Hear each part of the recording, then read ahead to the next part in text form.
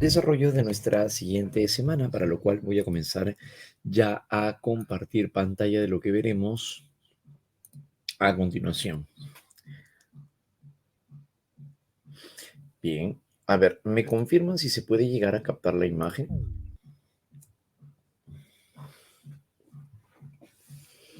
Sí, todo bien, ¿no? Eh, listo, muy bien, excelente, muchachos.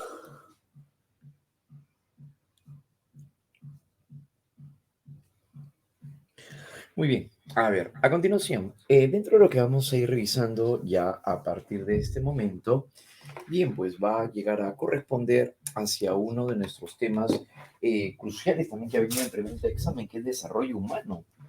Y en ese sentido, vamos a ir viendo a continuación el estudio científico acerca de los cambios físicos y psicológicos que atraviesa el hombre a lo largo de todo su ciclo de vida. Y es que al momento en el cual nosotros llegamos a ver nuestro propio comportamiento, llegamos a preguntarnos por qué llegamos a presentar el comportamiento que tenemos. Porque a lo mejor podemos llegar a ser nosotros más irritables, irascibles, porque podemos llegar a ser más impulsivos. Y esto, ¿por qué podría llegar a darse, no? Porque podría llegar a presentarse en este campo el comportamiento. Y esto está relacionado íntimamente con las características de la personalidad. Entonces, ¿por qué somos como somos? ¿Por qué a lo mejor incluso si estamos en casa notamos parte de los cambios de ciertos comportamientos? Podemos llegar a notar que a lo mejor pues en casa el hermano mayor va a llegar a ser más impulsivo, va a llegar a ser tal vez más sociable. ¿Y por qué nosotros somos poco sociables, somos más predispuestos, digamos, también hacia la reflexión y no tanto a la acción? ¿Y por qué a lo mejor en casa sí vemos esos cambios, ¿no? Entonces, ¿por qué somos personas que tienden a ser más enamoradizas? Hay personas que muy fácilmente pueden vincularse sentimentalmente con alguien. Hay gente que a lo mejor rápidamente puede establecer este tipo de vínculos. Eh, Al momento en el cual entonces nosotros llegamos a decir por qué hay personas más susceptibles que otras cuando nos referimos acerca de la afectividad. Hay personas que tienden a ligarse muy cercanamente hacia otros, como también hay de las personas que tienen a no ser tan susceptibles emocionalmente, ¿no? Entonces, ¿por qué somos así? ¿Por qué presentamos un comportamiento diferente? ¿A qué se podría llegar a deber, no? Claro. Entonces, para poder explicar estas características incluso, o que incluyen, perdón, cambio de personalidad o característica de nuestra personalidad, bueno, pues vamos a ir teniendo en cuenta los factores del desarrollo, ¿no? Y por qué somos diferentes. Bueno, eso lo vamos a ir explicando a lo largo de nuestro tema. Y es que cuando hablamos acerca de desarrollo humano, corresponde a un estudio acerca de los cambios físicos y psicológicos que vamos a ir presentando a lo largo de todo nuestro ciclo de vida. Ajá, y es aquí donde nos encontramos entonces con una rama de la psicología que se centra en estudiar estos cambios. Y esto corresponde a la llamada psicología evolutiva o también llamada psicología del desarrollo o psicología genética. Significan todo ello, significan lo mismo. Entonces, de esta manera, el hablar acerca del desarrollo humano es enfocarse hacia una rama de la psicología que busca dar una explicación acerca del comportamiento que vamos teniendo y cómo vamos cambiando de manera progresiva. Pero recordemos que además no solamente presentamos cambios en nuestro comportamiento, sino también que van a haber algunas otras expresiones que se van a llegar a mantener. Entonces, esto significa que no solamente cambiamos, sino que también vamos a presentar cierta estabilidad en el comportamiento. Entonces, de ser así, es allí donde nos encontramos con la llamada psicología genética, psicología evolutiva o psicología del desarrollo. Esta va a llegar a definir al desarrollo humano como un proceso de cambios y estabilidad a nivel físico y psicológico, expresado de forma cualitativa y de forma cualitativa y cuantitativa que atraviesa el hombre a lo largo de su ciclo vital. Claro, ¿no? Entonces, en este caso, no solamente hablamos de cambios, sino que vamos a mantener también ciertos cambios A nivel físico y a nivel psicológico también decíamos, porque va a caracterizar no solamente las condiciones neurológicas, neuroanatómicas, el crecimiento, la talla, sino que también vamos a ir cambiando a nivel psicológico, como nos referimos hacia las habilidades intelectuales, la parte emotiva, la parte afectiva, y bueno, y todo ello, ¿no? Por eso es que los cambios van a verse reflejados en base a dos categorías. Hablamos acerca de los cambios de naturaleza cuantitativa y los cambios cualitativos. Los cambios de naturaleza cuantitativa se refiere a aquellas que van a llegar a ser de naturaleza medible. Por eso se llama cuantitativo porque viene de cantidad. Y esto implica aquello que puede ser registrable. Por lo tanto, implicaría un número, como por ejemplo la talla o el peso. Y cuando hablamos acerca de talla y peso, se refiere al cambio vinculado, pero con el crecimiento. Por eso es que hablar acerca de crecimiento es referirnos a cambio de naturaleza cuantitativa. Es así entonces que corresponde a los cambios en número o cantidad, como viene a ser la estatura, el peso, pero también encontramos el número de palabras. Claro, ¿no? También se refiere acerca del número de palabras. Esto vamos a tenerlo en cuenta como cuando nosotros veíamos el lenguaje y nos enfocábamos hacia las etapas del desarrollo, ¿no? Una de las fases del desarrollo del lenguaje, ¿con qué estaría relacionado? Bueno, pues esta, por ejemplo, se va a ver fuertemente vinculada o relacionada con lo que va a llegar a ser el aumento del número de palabras. Pasamos de una palabra a la semana a aprender y emplear una palabra diaria.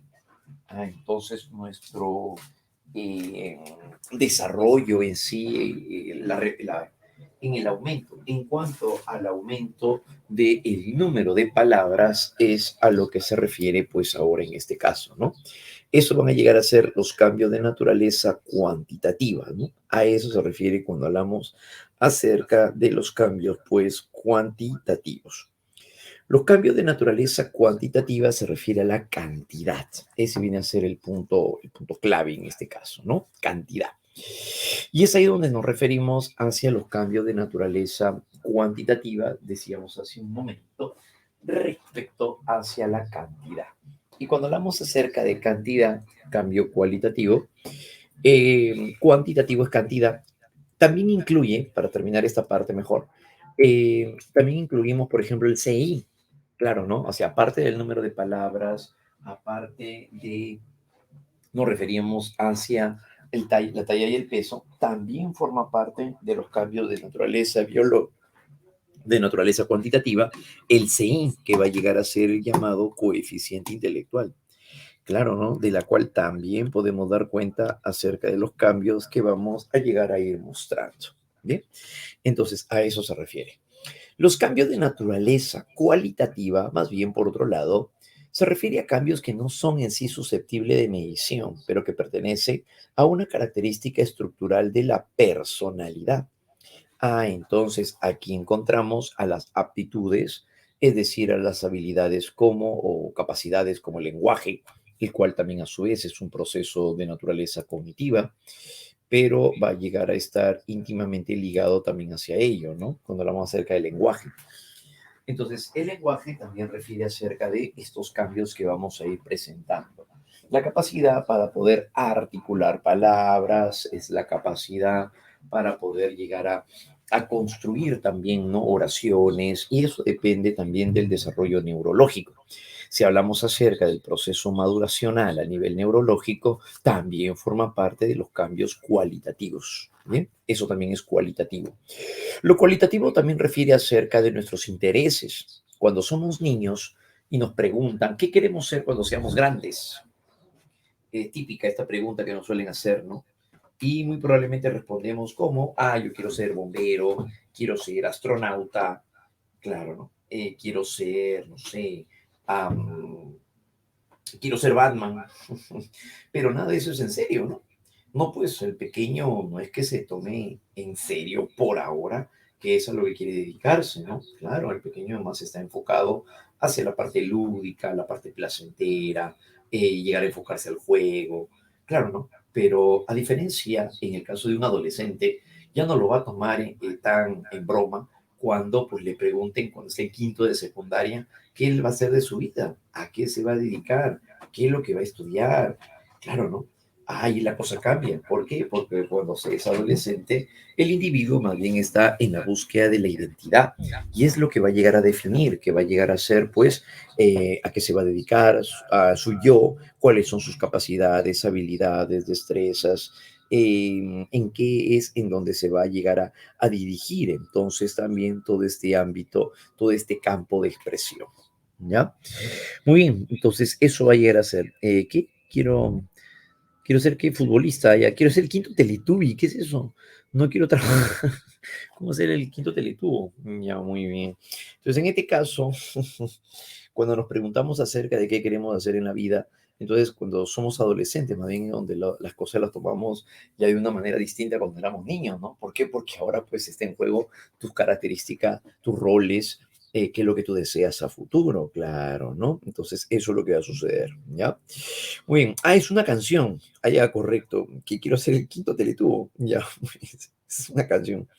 Muy bien. Entonces, en este caso, todo esto son cambios cualitativos. El cambio cualitativo, ¿cuál vienen a ser? Los intereses, porque eso no se puede medir. Claro, ¿no? Eso no se puede medir.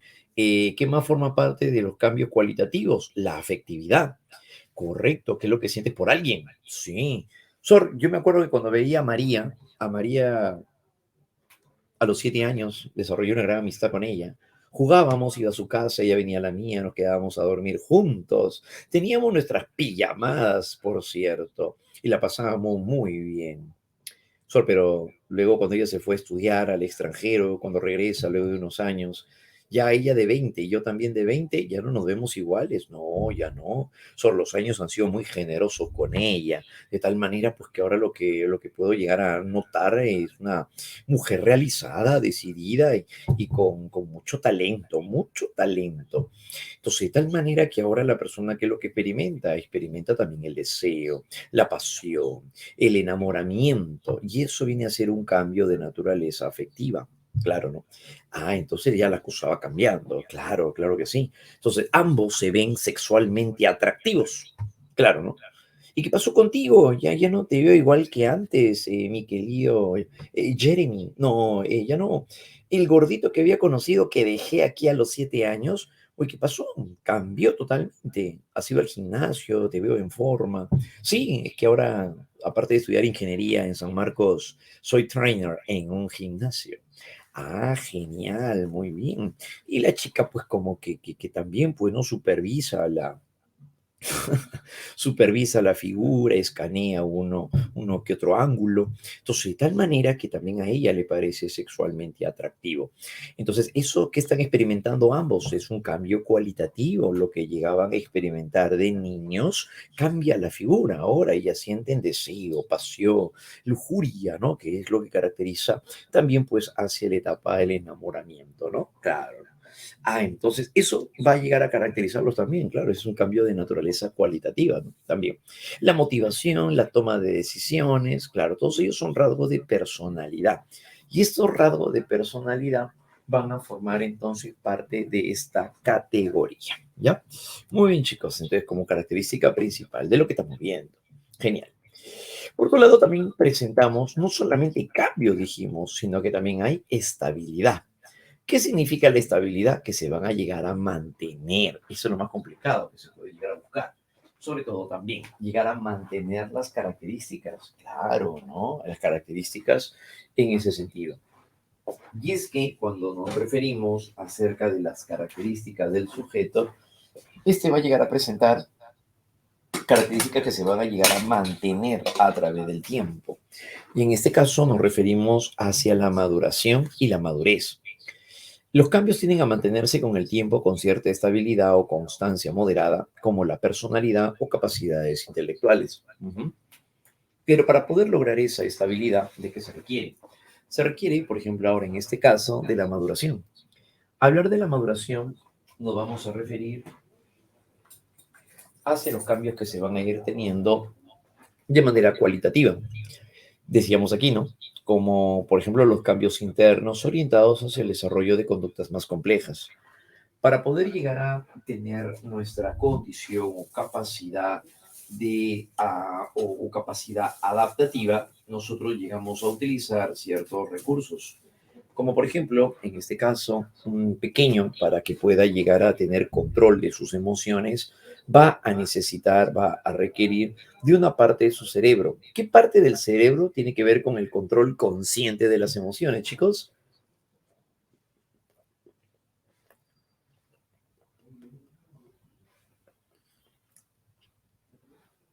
Base biológica de la conducta. Muy bien. Dentro del lóbulo frontal, ¿qué estructura en particular?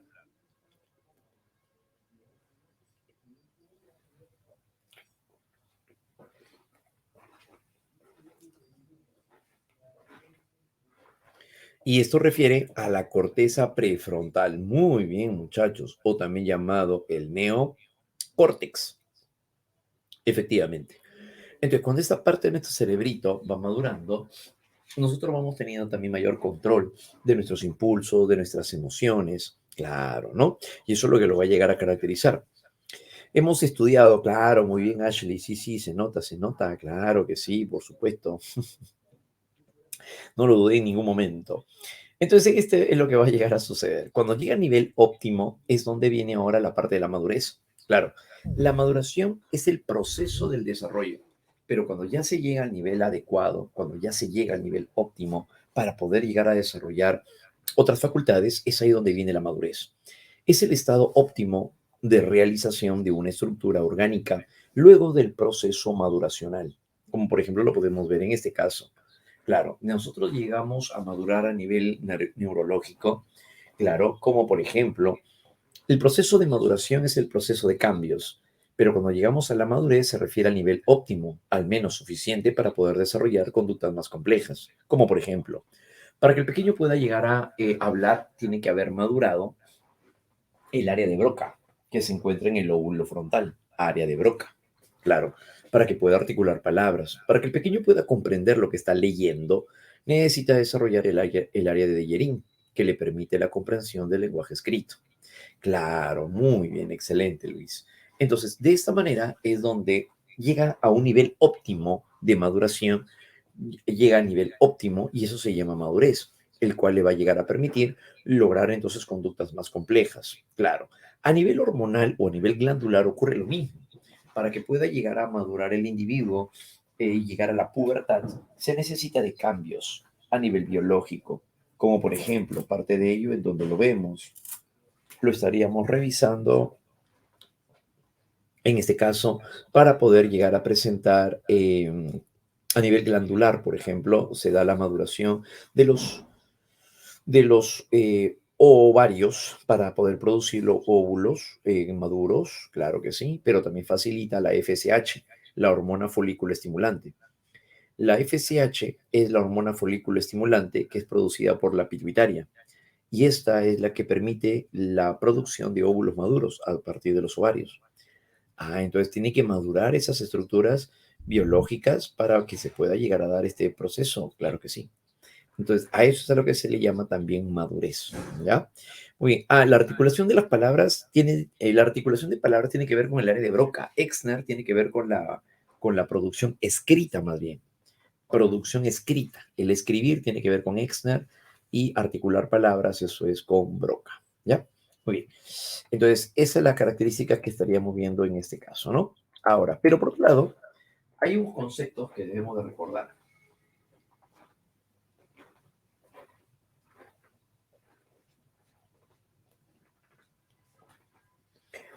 Entre los conceptos que debemos de recordar, encontramos al periodo crítico. El periodo crítico es es un momento del desarrollo, es una etapa del desarrollo, es un periodo de tiempo que se da desde la gestación hasta la niñez temprana, es decir, abarca hasta los 6 años, en donde la estimulación oportuna desde la gestación hasta los 6 años es importante para el desarrollo de ciertas capacidades del individuo. Si no se llega a estimular adecuadamente hasta este tiempo, se pierde un tiempo muy valioso porque más adelante no puede llegar a fluir estas habilidades. Nos referimos al periodo crítico. El periodo crítico se define como un momento específico en el que un acontecimiento dado o su ausencia tiene un impacto específico en el desarrollo, favorable o desfavorable. Un ejemplo para entenderlo mejor. Cuando mamá está gestando al pequeño, el pequeño está en un periodo crítico, porque la gestación es un momento muy importante donde la estimulación como la alimentación de la madre, entre otros, va a llegar a ser favorable para el desarrollo óptimo del sujeto. Pero, por otro lado, si es que la madre llegara a consumir alcohol o tabaco durante la gestación, el pequeño puede presentar algunos cambios o alteraciones, como por ejemplo la leporina. El niño puede nacer con el síndrome de alcohol fetal, ¿sí? Puede presentar daño neurológico al consumir drogas. Cuando esto sucede, entonces se está hablando de un periodo crítico. Claro. ¿Por qué? Porque se está formando el pequeño durante la gestación y no se va a volver a repetir este periodo. Los daños que se ejercen aquí son irreversibles. Entonces, por tal razón, durante la gestación se habla de un periodo crítico, más aún durante el periodo embrional, porque es ahí donde se está formando el pequeño.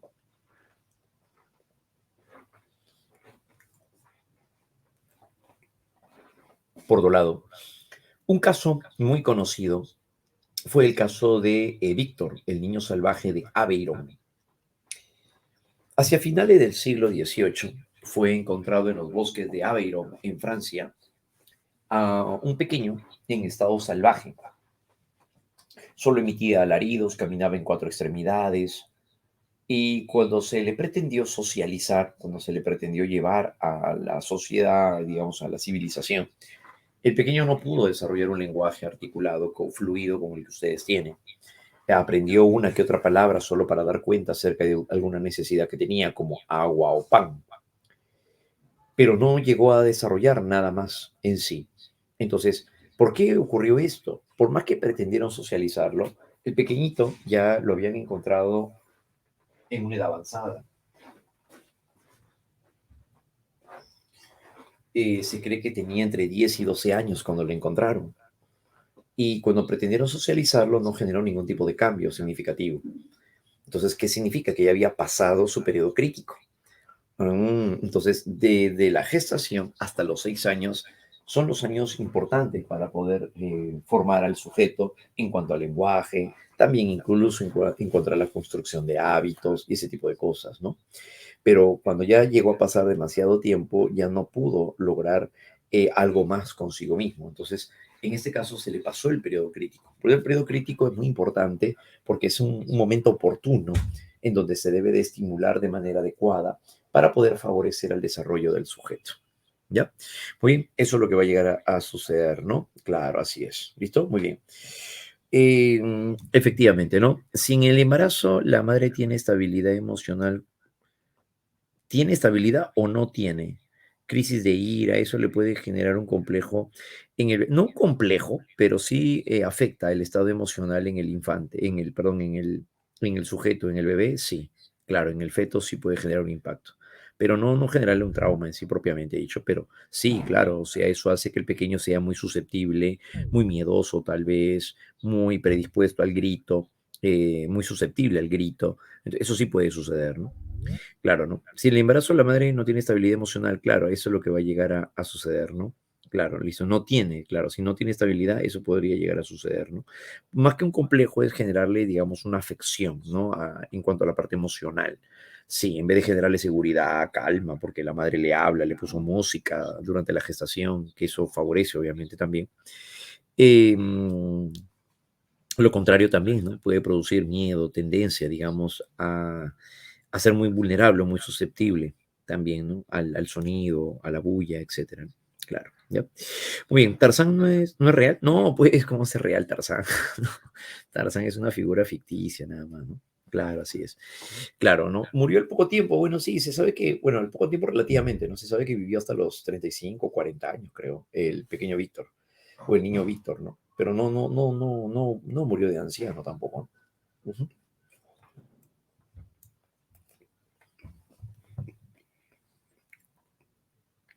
A las madres no se las tiene que dejar solas con los bebés, porque pueden generar un oído, pueden generar un oído al bebé. ¿Cómo es eso? Generar un oído o un pipipi. ¿Qué es eso? Ya, un odio. Un odio, ya, correcto. Yo leí mal. Un odio, ¿no? Hacia el bebé. Allá. Ya, y el pipipi es otra cosa. Ya. Y con los bebés entonces, porque puede generar un odio al bebé. Ya. En este caso, bueno, no, lo que sucede no es que dejarlo, digamos, sola al bebé, entonces va a generar un repudio hacia el bebé. No, no, no es tanto así. Va a depender de algunos factores, como por ejemplo, cuando llegan a dar a luz por primera vez, las madres pueden llegar a presentar cuadros depresivos. Eso corresponde hacia las condiciones postparto, o se le llama depresión postparto.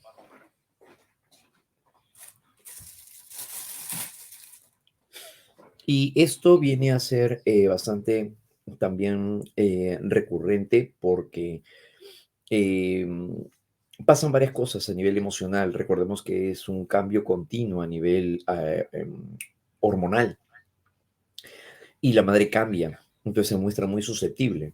Por eso necesita de la compañía, necesita de la atención, de la pareja, ¿no? Ese tipo de cosas que le generen seguridad, ¿no? Protección. Entonces, más sobre todo cuando son madres primerizas, ¿no? No, no siempre ocurren todos los embarazos. Por lo general suele pasar más en las madres primerizas.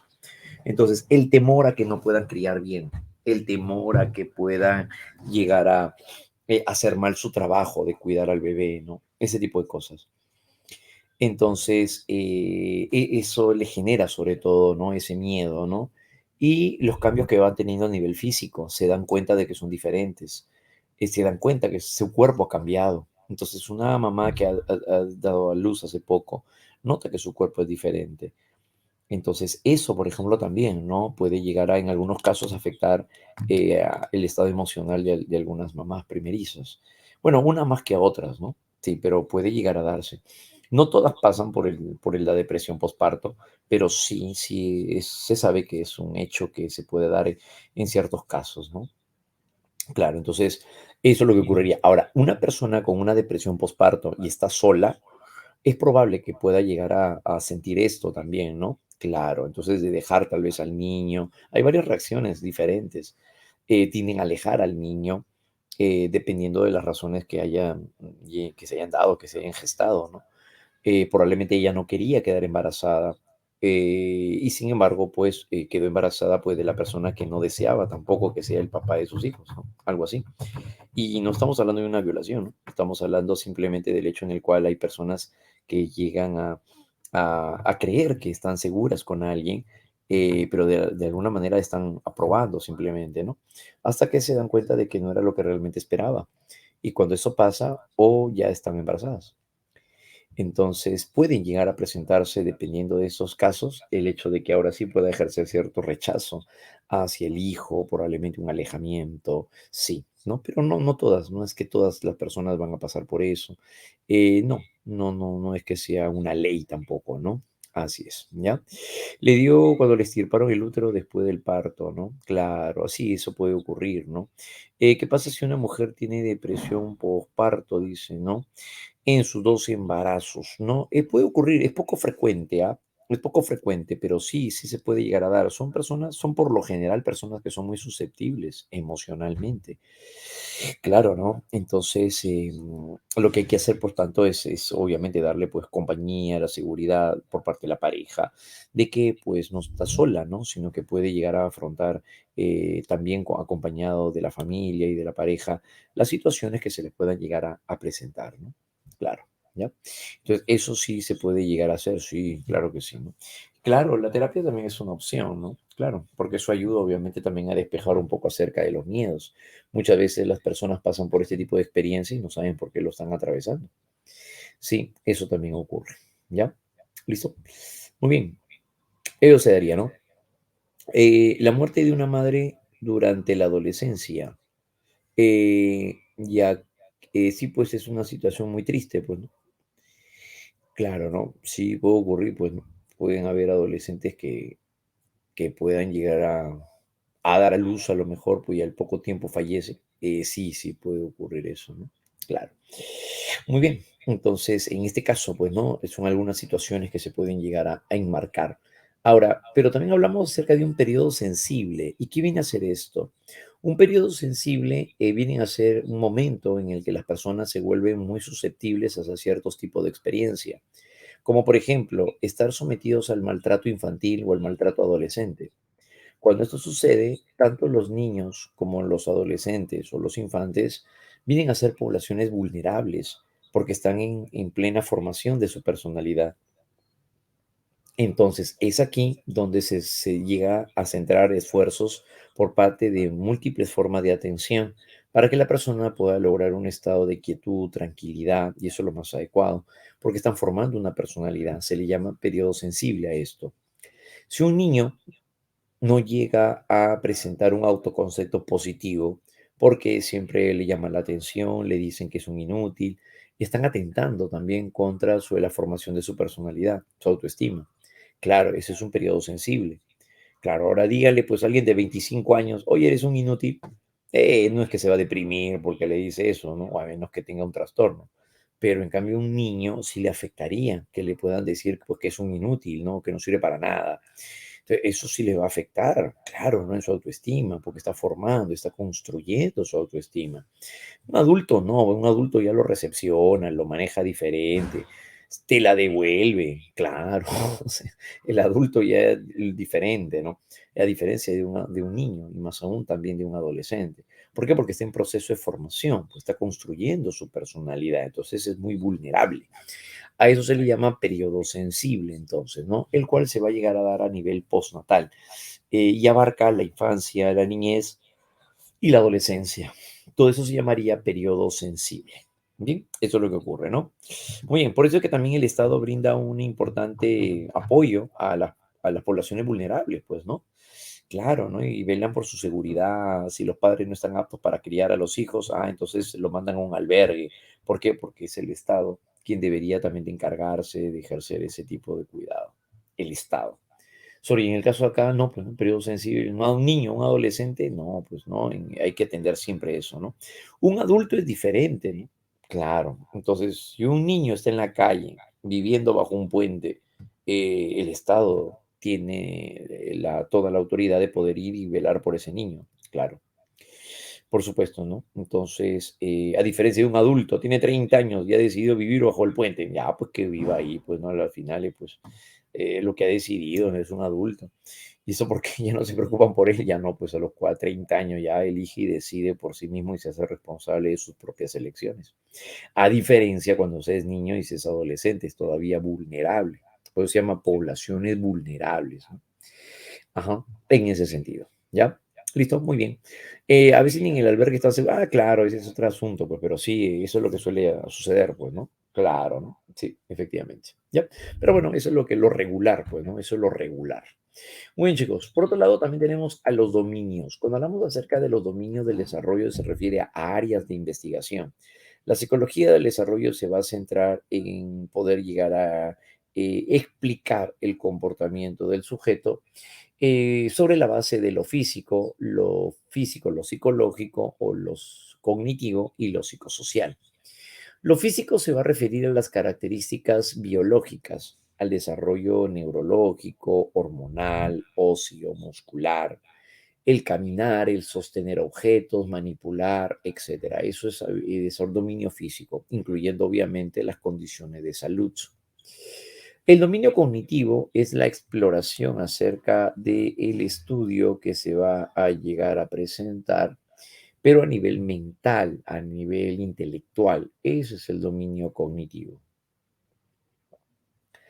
Ese será el dominio cognitivo. Entonces, al momento en el cual llega a presentar esta característica, ¿no? El pequeño llega a dibujar, el pequeño llega a colorear, el pequeño llega a leer, escribir, interpretar, ya todo eso es dominio cognitivo.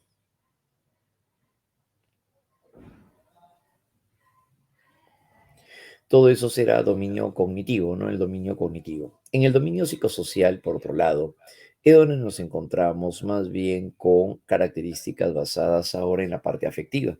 Claro, ¿no? Es ahí donde nos encontramos hacia la sociabilidad, el desarrollo del apego, el vínculo afectivo, el enamoramiento. Ya todo eso es dominio psicosocial. Todo eso entonces abarca al dominio psicosocial. Todo eso abarca al dominio psicosocial. Entonces de esta manera es aquí donde nos vamos a dar cuenta de la parte emocional, la parte afectiva y la parte motivacional. Estos dominios se estudian por separado, pero están también fuertemente relacionados, claro, ¿no? Entre sí, ya que el hombre en su complejidad es un sistema integral que los organiza. ¿Qué significa? Que nosotros vamos a estudiarlo por separado, pero no es que en la práctica existan o se desarrollen por separado. Claro que no. Cuando hablamos acerca del dominio físico, el dominio cognitivo, el dominio psicosocial, se refiere entonces a que para poder desarrollarse la inteligencia, esta se desenvuelve sobre una base biológica. Por lo tanto, es necesario el desarrollo neurológico, neurofuncional, para que se pueda llegar a mostrar esto a largo plazo. Pero claro que sí. Entonces ese va a llegar a ser parte de un punto clave, ¿no? Para poder llegar a comprender el manejo y el desarrollo que se va a llegar a presentar en este caso. ¿Correcto? Muy bien. Entonces, esa va a llegar a ser la principal característica, ¿no? Los tres elementos. Entonces, el dominio cognitivo tiene su base en el desarrollo biológico y, por otro lado, si nos referimos también hacia el aspecto psicosocial, se desarrolla y se desenvuelve sobre también este tipo de valor. ¿Ya? Muy bien, chicos. En el dominio físico se refiere entonces ahora a los cambios que vamos a ir presentando en cuanto hacia el crecimiento, característica del cerebro, capacidades sensoriales, por ejemplo, claro, ¿no? Habilidades motrices, esta es otra característica que se va a ver reflejado también en este campo.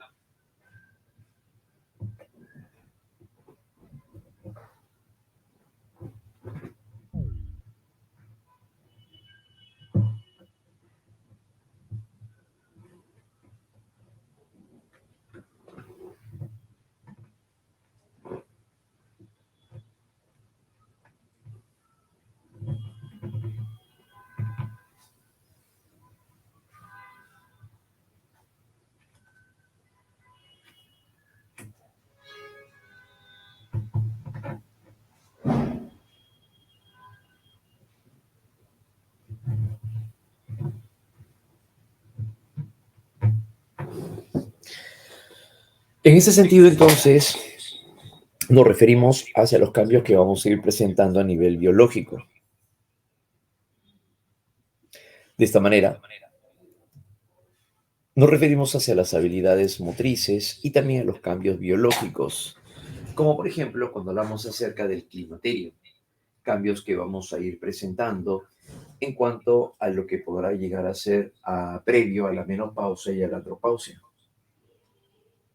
Previo a la menopausia y la andropausia.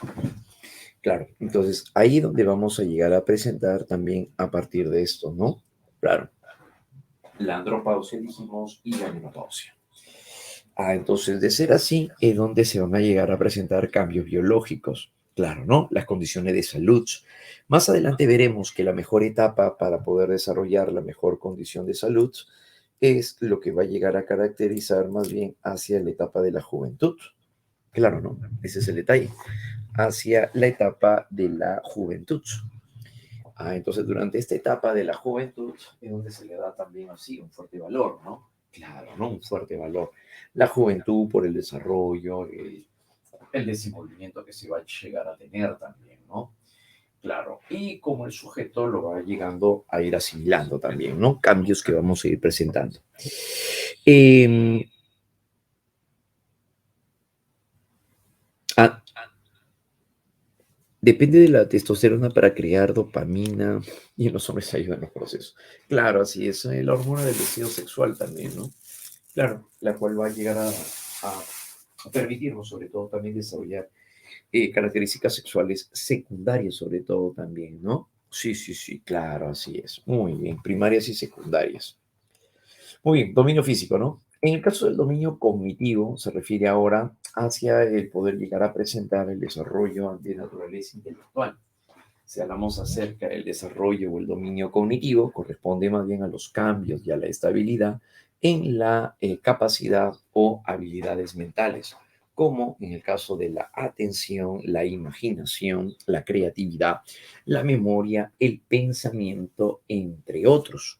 A lo cual se va a ver entonces en el dominio cognitivo, tenemos los aportes del gran Jean Piaget y los estadios del desarrollo: sensoriomotriz, preoperacional, operaciones concretas y las operaciones formales. Claro, entonces este tipo de cambios que vamos a ir señalando van a llegar a pertenecer, pero hacia los cambios, como dijimos, que van a llegar a mostrarse de manera cognitiva, se refiere en base hacia el intelecto.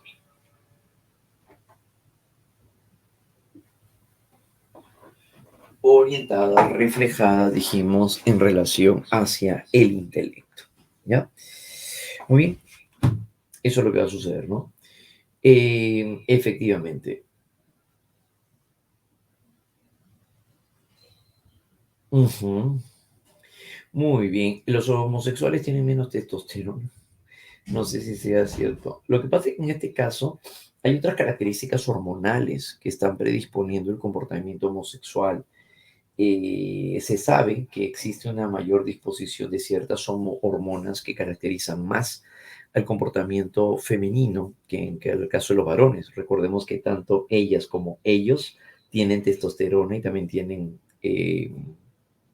estrógenos, solo que en menor proporción respectivamente, ¿no? Claro, los varones tendrán mayor proporción de testosterona y las mujeres estrógenos, pero ambos tienen de los dos, solo que en menor proporción, pues, ¿no? Claro, ¿ya?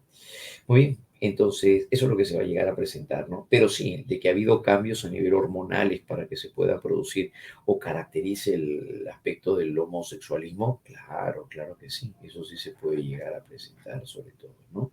Claro, muy bien, así es, ¿listo? Muy bien. Entonces, en este caso de que hay cambios, estamos hablando de cambios, ahora de que haya más testosterona, menos testosterona, no, la idea es que simplemente hay cambios hormonales, esa es la idea y que va a haber una mayor disposición de hormonas que caracterizan más a las mujeres que al caso de los varones, pues, ¿no? Respectivamente. Claro, pero digamos como que el aspecto cardinal y central del homosexualismo se ha visto reflejado sobre todo en los cambios hormonales, ¿ya? Pero eso que no se da en la pubertad, ¿no? No, eso se da a, a nivel de gestación. Claro, es allí, en la etapa de la gestación, donde se produce ese intercambio a nivel hormonal. Claro, no, no es que uno llegue a la pubertad y recién uno ya empiece el homosexualismo y todo lo demás. No, o sea, ya hay una predisposición incluso, ¿no? Por supuesto. Claro, y eso se produce durante la gestación, ¿ya? Esos cambios que se darían a nivel hormonal, ¿ya? Muy bien, chicos. Entonces, eso va a llegar a ser entonces dentro del campo del dominio de naturaleza cognitiva, como comentábamos. Por otro lado, también tenemos al dominio psicosocial. Este más bien se va a llegar a ver enfocado hacia los cambios y estabilidad, pero en cuanto a lo afectivo, como por ejemplo el apego, donde estarían las manifestaciones de las emociones, los rasgos de personalidad, las relaciones sociales y las relaciones sentimentales, que también obviamente influyen para el desarrollo de una estabilidad en una relación de pareja, el tipo de apego. Corresponde por eso entonces a los cambios o estabilidad en los procesos afectivos, personalidad y la forma de establecer relaciones interpersonales y sobre todo también pues sentimentales. Entonces, estas características son las que van a llegar a ir estableciendo la forma como nosotros somos, cómo nos desenvolvemos. Y eso va a llegar a ser por ese lado, ¿no? El llamado dominio psicosocial. Muy bien, entonces a eso se refiere, ¿no? El dominio psicosocial, entonces tiene un valor así altamente significativo.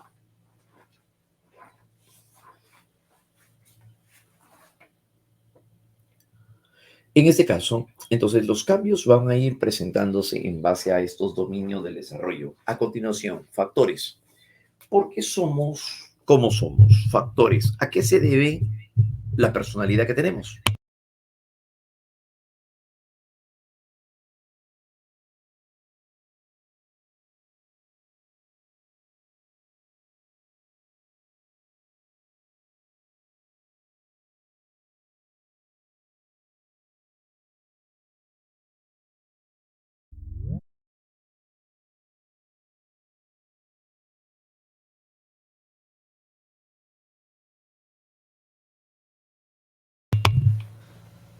En cuanto a los factores del desarrollo, claro, no hay problema. Ese es el dominio psicosocial. Ya, eso corresponde en cuanto al dominio psicosocial. Ya, ahora sí, ¿no? Listo, muy bien. Factores del desarrollo. Cuando buscamos dar una explicación acerca del comportamiento que nosotros tenemos, a qué se deben las respuestas que vamos a ir presentando o mostrando, entonces aquí donde vamos a llegar a tener en cuenta qué es lo que predispone el comportamiento que nosotros llegamos a tener, a qué se estaría debiendo. Y es aquí donde vamos a ver factores. Los factores vienen a ser, en primer lugar, el factor biológico, tenemos al factor social y tenemos al factor situacional. Y tenemos, dijimos, al factor situacional o factor personal.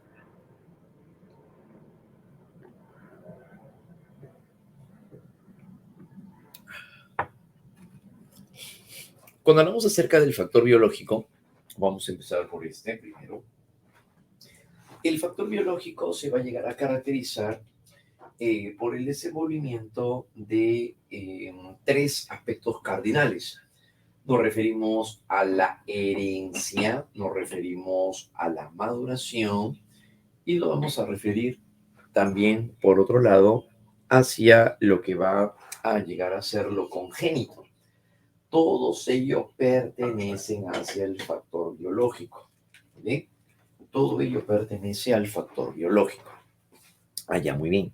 Entonces, de tal manera que al momento en el cual nosotros nos vamos a ir centrando entre las principales características hacia lo que va a llegar a ser la herencia, vamos a encontrarnos con lo siguiente. Cuando hablamos acerca de la herencia va a llegar a ser, como ya sabemos, lo que se transmite de los progenitores hacia la descendencia a través de los genes. A través de los genes. Ujú. Pero por otro lado, en el campo psicológico sabemos que la conducta es principalmente aprendida. Claro, podemos llegar a aprender a presentar un comportamiento, un talento, una habilidad o una destreza, se llega a desarrollar pues con la práctica, ¿no? Sin embargo, por otro lado, ¿qué es lo que nosotros llegamos a admitir dentro del campo hereditario?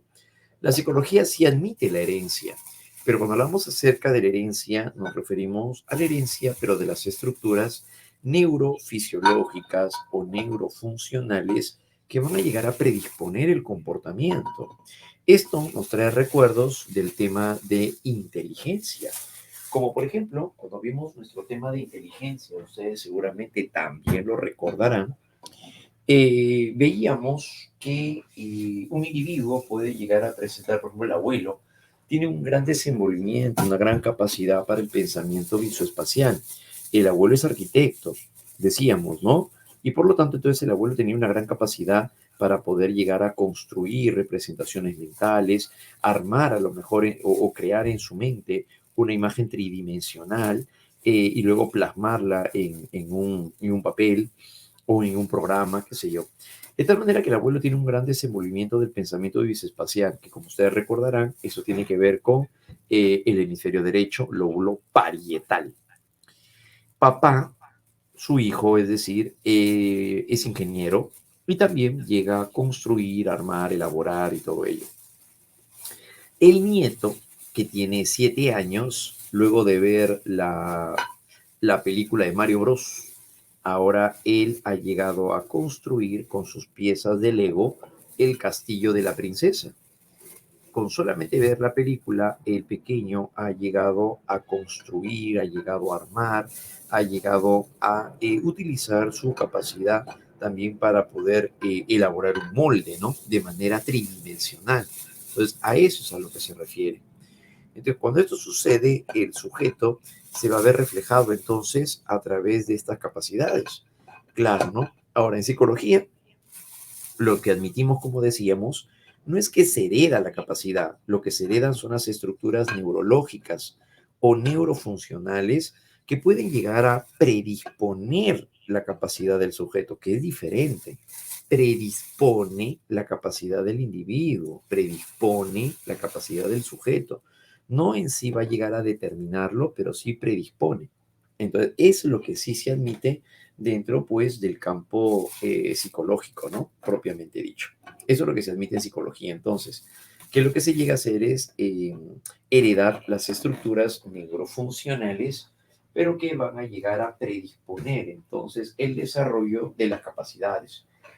Entonces no vamos a decir que se ha heredado la capacidad abstractiva o del pensamiento eh, visoespacial del abuelo. No, no estamos diciendo que ha heredado la capacidad, sino que lo que ha llegado a presentar es una herencia, pero de las estructuras neurofuncionales que pueden predisponer un comportamiento, que es diferente. Eso es lo que sí se puede heredar. Entonces no se hereda la capacidad en sí misma, no. Lo que se hereda son las estructuras neurofisiológicas. Que predisponen hacia la capacidad motriz, hacia el arte, la música, el desarrollo de capacidades cognitivas, por ejemplo, eso también lo vemos allí. Ahí está, por ejemplo, ¿no? Personajes que a lo mejor ahí tenemos a Julio Iglesias y su hijo Enrique, que hace lo que puede también cuando canta. Pero también por otro lado tenemos a CR7, ¿no? Tenemos ahí a Bicho y a su bichito,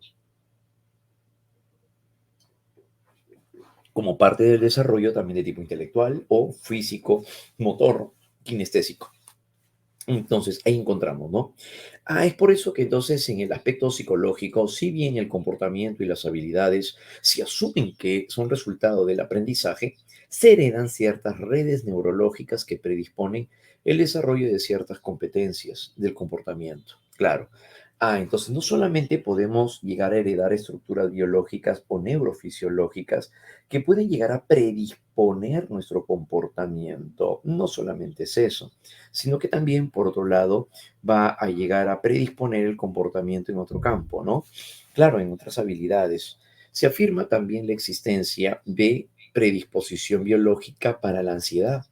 Entonces, de padres, en papá ansioso, por ejemplo, el niño nace con una predisposición también a desarrollar la ansiedad, sí.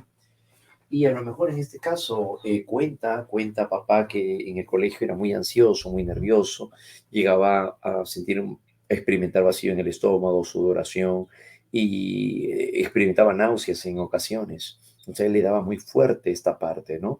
Le daba muy fuerte. Y cuando se llega a dar este acontecimiento, entonces va a reaccionar, pues obviamente, ¿no? Y responde de esta manera, con ansiedad. La depresión, mamá cuenta a lo mejor que la abuela era de tener depresión y fue al psiquiatra, estuvo medicada un tiempo y también asistía a terapia psicológica. Ella tuvo su primer cuadro depresivo a los 20 años en la universidad y porque tuvo su primera ruptura amorosa, ¿no? Su primera decepción amorosa. La hija, a los 14 años, desarrolla sus cuadros depresivos recién. Entonces, también igual, de una madre depresiva tiene una tendencia, una predisposición biológica a la descendencia, también desarrolla lo mismo. Sí, claro que sí, también puede llegar a presentar la misma respuesta, ¿no? Porque tiene tendencias, dijimos, hereditarias. Claro, eso es lo que va a suceder. Muy bien. Entonces también para eso, ansiedad y depresión, sí. En algunos casos, cuando el padre es ansioso y encima la madre depresiva, el niño nace con una predisposición biológica para los dos, tanto para la ansiedad como para la depresión. Hasta eso, sí, efectivamente. Entonces, si ustedes notan que son ansiosos, son muy depresivos y tienen a lo mejor pues una pareja que también tiene los mismos rasgos, es muy probable que la descendencia llegue a tener las mismas condiciones. Claro, así es. Así que hasta para eso hay que saber elegir. Claro que sí, todo depende de con quién se crucen también. Así que ya saben, hay que ser selectivos. Muy bien. Entonces, esta es la característica que se va a llegar a suceder, ¿no? Muy bien. En cuanto también a las adicciones, sí, también. También hay predisposición biológica para la adicción a las drogas, la adicción al tabaco, claro, adicción al alcohol. También, si el abuelo era de beber en sus fiestas patronales 4 días seguidos, el abuelo tiene una gran resistencia etílica, claro, ¿no? Cuando llega el Día del Padre, también toma el abuelo con los hijos, o sea, con papá y los tíos, y los hijos mayores también. Uf, es una terrible, un encuentro, un mano a mano. Es un mano a mano terrible, claro, ¿no? Entonces, su fecha de nacimiento, sus familiares. Entonces, de esa manera que aparece la adicción también, ¿no? Claro. Hay una fuerte predisposición entonces también hacia el alcohol, hacia las drogas, claro, ¿no? Como también al juego, tendencia a la ludopatía. Si el abuelo era la persona que también tenía una fuerte debilidad por una debilidad frente a las apuestas. En su tiempo, el abuelo jugaba, no sé, zapito, jugaba cachito, tenía esa como un vaso de, parecido a un vaso de, pero de cuero, donde colocaban dados. Tal vez ustedes han visto eso, ¿no? Entonces el abuelito jugaba también así, ¿no? En los bares, qué sé yo, tenía sus apuestas, ¿no? Y jugaba. Eso, por ejemplo, vendría a llegar a ser, ¿no? Ese cuanto a la herencia, ¿no? Hay una predisposición biológica también para el alcohol, claro, para el alcohol, para el juego, entonces también, claro. Papá es aquel que ha jugado, pero en el tragamonedas. Tuvo también complicaciones con mamá, porque una vez llegó a apostar todo el sueldo. También, para el juego era terrible, ya cambió, ya mejoró en ciertas cosas. Las cartas también incluso, sí. Ahora, el pequeñito con la tablet tiene una fuerte predisposición también al juego, claro. Ahora, si el chiquito está con la tablet, pues en el desayuno, en el almuerzo, en el lonche, todo está con la tablet, hay una fuerte predisposición a que desarrolle una ludopatía. Ahora, ¿eso puede llegar a predisponerlo? Sí, claro, como por ejemplo eventos sociales o eventos situacionales, como por ejemplo, si los padres a lo mejor, pues, ¿no? Los padres llegan a separarse, no sabe cómo manejarlo el niño, se refugia en el juego, ahí desarrolla su patología. Claro, claro que sí. ¿Ya? Muy bien, entonces eso es lo que va a llegar a suceder. Si el padre fue rebelde, rebelde creo que quieres quiero que lo que quieres dar cuenta es que se trata de una persona que llega a ser tal vez muy, muy impulsivo, una persona rebelde, a lo mejor es una persona que se arrebata rápidamente, ¿no? Porque de ser así, claro, ¿no? Sí existe una predisposición biológica, eso es el temperamento, pues. Si el padre es temperamental, entonces el hijo también, ¿no? Sí, hay una tendencia hacia eso.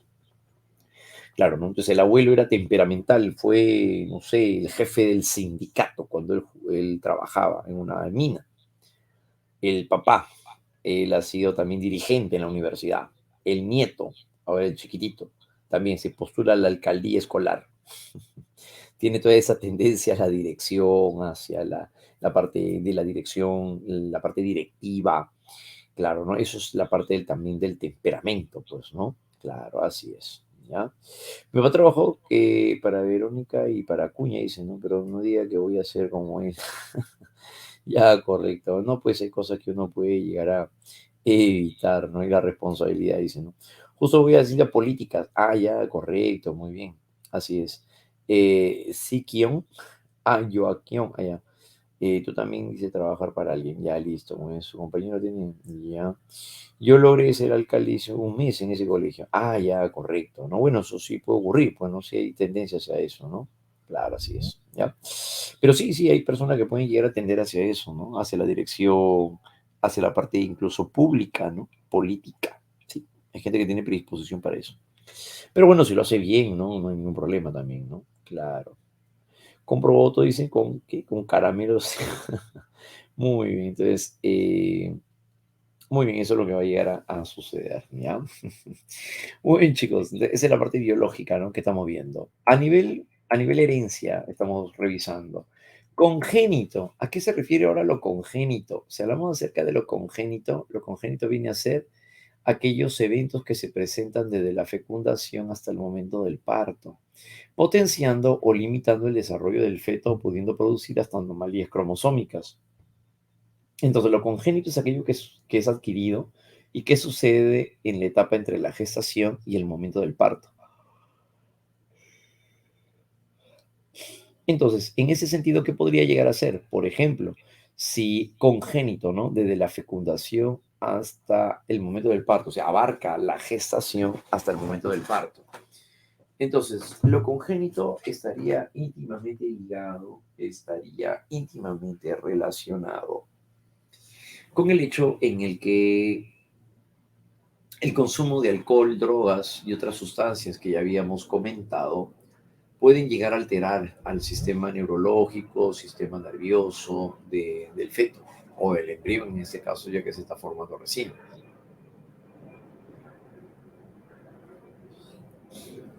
Entonces, a eso es a lo que hace alusión lo congénito. Son eventos que se presentan desde la fecundación, dijimos, hasta el momento del parto, potenciando o limitando también el desarrollo del feto, ¿no? Claro.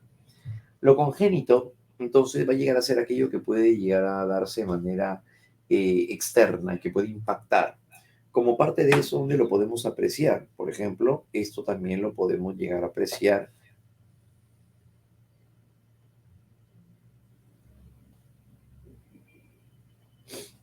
Por ejemplo, eso lo podemos llegar a apreciar, decíamos, eh, cuando se dan las radiaciones.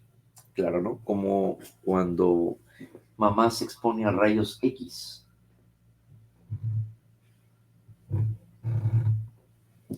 Cuando mamá se expone a rayos X, el pequeño puede nacer con malformaciones. ¿Han escuchado de Chernobyl, si no me equivoco, creo que se llama así?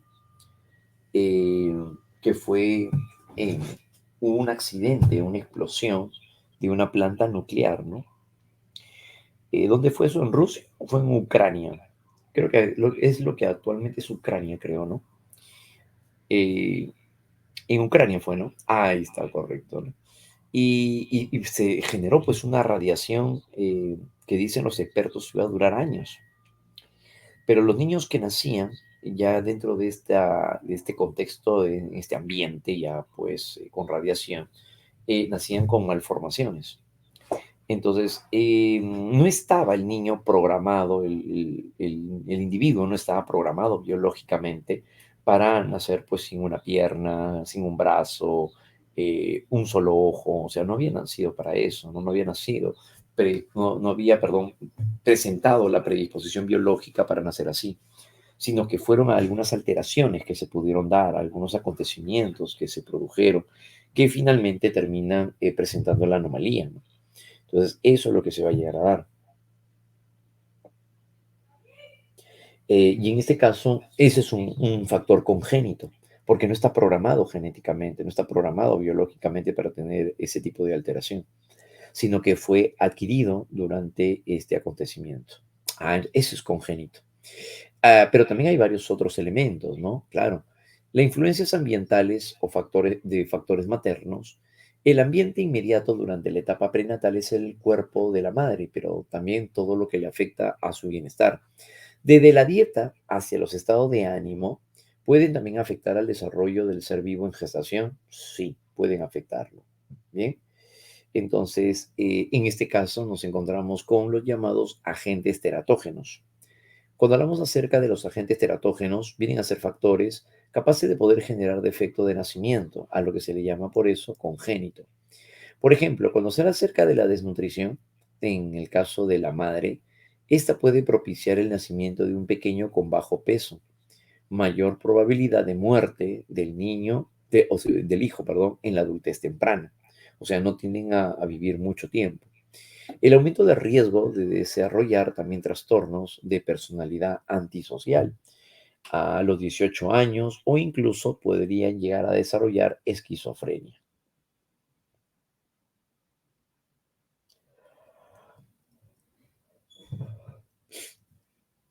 Hay defectos de tubo neural, espina bífida, se refiere a la médula espinal, espina bífida, o incluso puede llegar a darse la anencefalia. Cuando se habla acerca de la anencefalia, se refiere a la ausencia de una parte del encéfalo, o sea, el niño nace sin una porción del cerebro. Y puede llegar a deberse también por carencia de ácido fólico, ¿no? O folato. Entonces, estos son los acontecimientos en el campo de la desnutrición. Eso es en el campo de la desnutrición. Por otro lado, en el caso del consumo de drogas, También, las drogas pueden cruzar la placenta y llevar al ser vivo y llegar también al ser vivo en gestación, el cual es más vulnerable durante los primeros 3 meses, ¿no? Ahí aparece el primer trimestre. El consumo de antibióticos, aspirinas, antidepresivos u otros medicamentos pueden generar malformaciones, tumores o propiciar el desarrollo de células cancerígenas. Entonces por esa razón es que se suspende incluso durante la gestación el consumir antibiótico o algún otro tipo de medicamento o sustancia que pueda llegar a ser tan fuerte que pueda llegar a traspasar la placenta y por ende generar daño en el feto.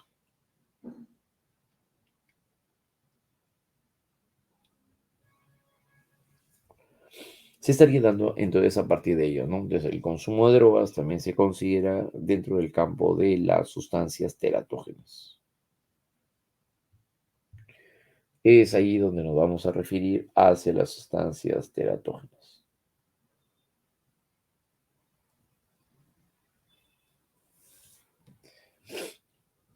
Sustancias teratógenas. Bien. Por otro lado, aquí nos encontramos, como por ejemplo, si hablamos acerca del alcohol. El alcohol también tiende a generar alteraciones. El consumo excesivo de alcohol por parte de la madre puede generar disfunciones neurológicas y también conductuales en el ser vivo en gestación, como por ejemplo se ha visto asociado hacia respuestas agresivas de los menores hacia los 6 o los 7 años, impulsividad y conductas también delincuenciales. Los menores también pueden nacer con el síndrome de alcohol fetal. Ahí, por ejemplo, podemos apreciarlo, caracterizado por anormalidades mentales, motoras, malformaciones faciales, retardo mental e hiperactividad. Entonces, en este caso estamos hablando de que el consumir alcohol durante la gestación tiende a presentar anomalías también, ¿no? Claro, en el ámbito neurológico. Entre otros cambios, entre otros efectos del alcohol, también está el llegar a producir muerte neonatal. También se sabe que ha podría llegar a generar abortos espontáneos. También eso puede propiciar.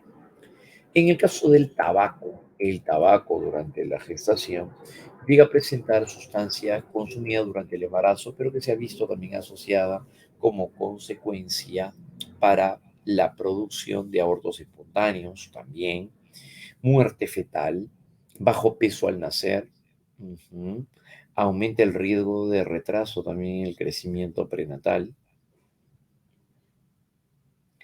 problemas cognitivos y conductuales también a largo plazo, problema de atención y concentración. Incrementa también el riesgo de desarrollar el cáncer en el menor. Aumenta también el riesgo, entonces, así, a desarrollar cáncer en el menor, ¿no? Sí, esa es la característica. En este sentido, además va a llegar a presentar que aumenta el riesgo de farmacodependencia en la adolescencia también. Entonces, el tabaco predispone al individuo a presentar cierto gusto, afición, placer hacia la parte de las drogas incluso. Claro, en ese peculiar sentido, ¿no? Así es. ¿Ya? Muy bien. Ahora, los cambios que se van a llegar a ir teniendo en el campo digamos, de afecciones tiene que ver mucho con lo que la madre va a llegar a consumir, pero hay sustancias que comparten las afecciones, por cierto. Entonces, en este sentido, van a haber ciertos eventos, van a llegar a darse que van a compartir también, ¿no? Entonces, las sustancias pueden llegar a ser variadas y pueden llegar a generar afecciones, obviamente también en el cerebro, ¿no? Claro, ¿listo? Muy bien. En este caso, entonces, cuando nos referimos las características, sobre todo, más importantes a nivel de sustancias, se llaman sustancias teratógenas. Sustancias teratógenas, ¿ya? Sustancias teratógenas. En ese sentido, entonces, no solamente hay sustancias, sino que también hasta pueden haber enfermedades teratógenas. Las enfermedades teratógenas van a llegar a ser como por ejemplo la rubiola, que genera retardo mental si la madre la adquiere. El Zika. En el caso del Zika, puede producir microcefalia. Claro, ¿no? Entonces, esto también puede llegar a presentarse, ¿no? Claro, claro que sí. Entonces, esta es la característica sobre todo también, ¿no? Claro, hay sustancias y hay enfermedades teratógenas. Ahora, otro de los factores también teratógenos van a llegar a ser las infecciones de transmisión sexual. En el caso del VIH, que ya sabemos que disminuye el, el sistema inmunológico, también se puede transmitir a través de vía de la placenta, vía sanguínea. Este virus además puede ocasionar la muerte del feto y luego del nacimiento también, ¿no? El virus puede transmitirse a través de la leche materna, pero que puede producir la muerte, pues, ¿no? Los bebés infectados suelen nacer con cabezas más pequeñas y un desarrollo neurológico también más lento, propiciando también incluso la muerte, ¿no? Riesgo de muerte. El riesgo de la transmisión del virus de la madre al hijo ha disminuido considerablemente si es que se consumen sustancias como los retrovirus y también eligiendo la cesárea como tipo de parto, ¿no? Pero también se sabe que la sífilis, la gonorrea o el herpes genital puede también tener efectos nocivos en el bebé al momento del nacimiento, como por ejemplo generar ceguera, anormalidades o incluso llegar a producir la muerte. Claro, ¿no? O incluso llegar a producir la muerte. Bien, entonces, en este caso, las características, sobre todo, que se pueden llegar a presentar, lo que más nos interesa dentro del campo psicológico, puede afectar al sistema nervioso a nivel cerebral, a nivel cortical. Y eso haría entonces que llegue a generar afecciones también a largo plazo en cuanto a lo que viene a ser procesamiento de la información. Claro, ¿no? Y en este caso, la característica, sobre todo de los individuos, va a llegar a ser el mermar las capacidades intelectuales, claro, ¿no? Así como la capacidad para poder llegar a controlar los estados emocionales. Ujú. Entonces, esto es justamente lo que va a llegar a presentar, ¿no? Claro, ¿no? Dependiendo entonces de las circunstancias que estaríamos llegando a mostrar a partir de ellos, ¿sí? Los cambios a nivel cognitivo, sobre todo, se pueden llegar a ver mermados, principalmente a partir de todos estos eventos que estaríamos llegando a presentar, ¿no? Claro que sí. ¿Listo? Muy bien. Entonces, características, sobre todo, que puedan llegar a generarlo. Eh, mm, mm, mm, mm, mm, mm, mm, mm. A ver, a ver, nos están preguntando por acá. Ya, ¿cómo si, a ver qué es acá?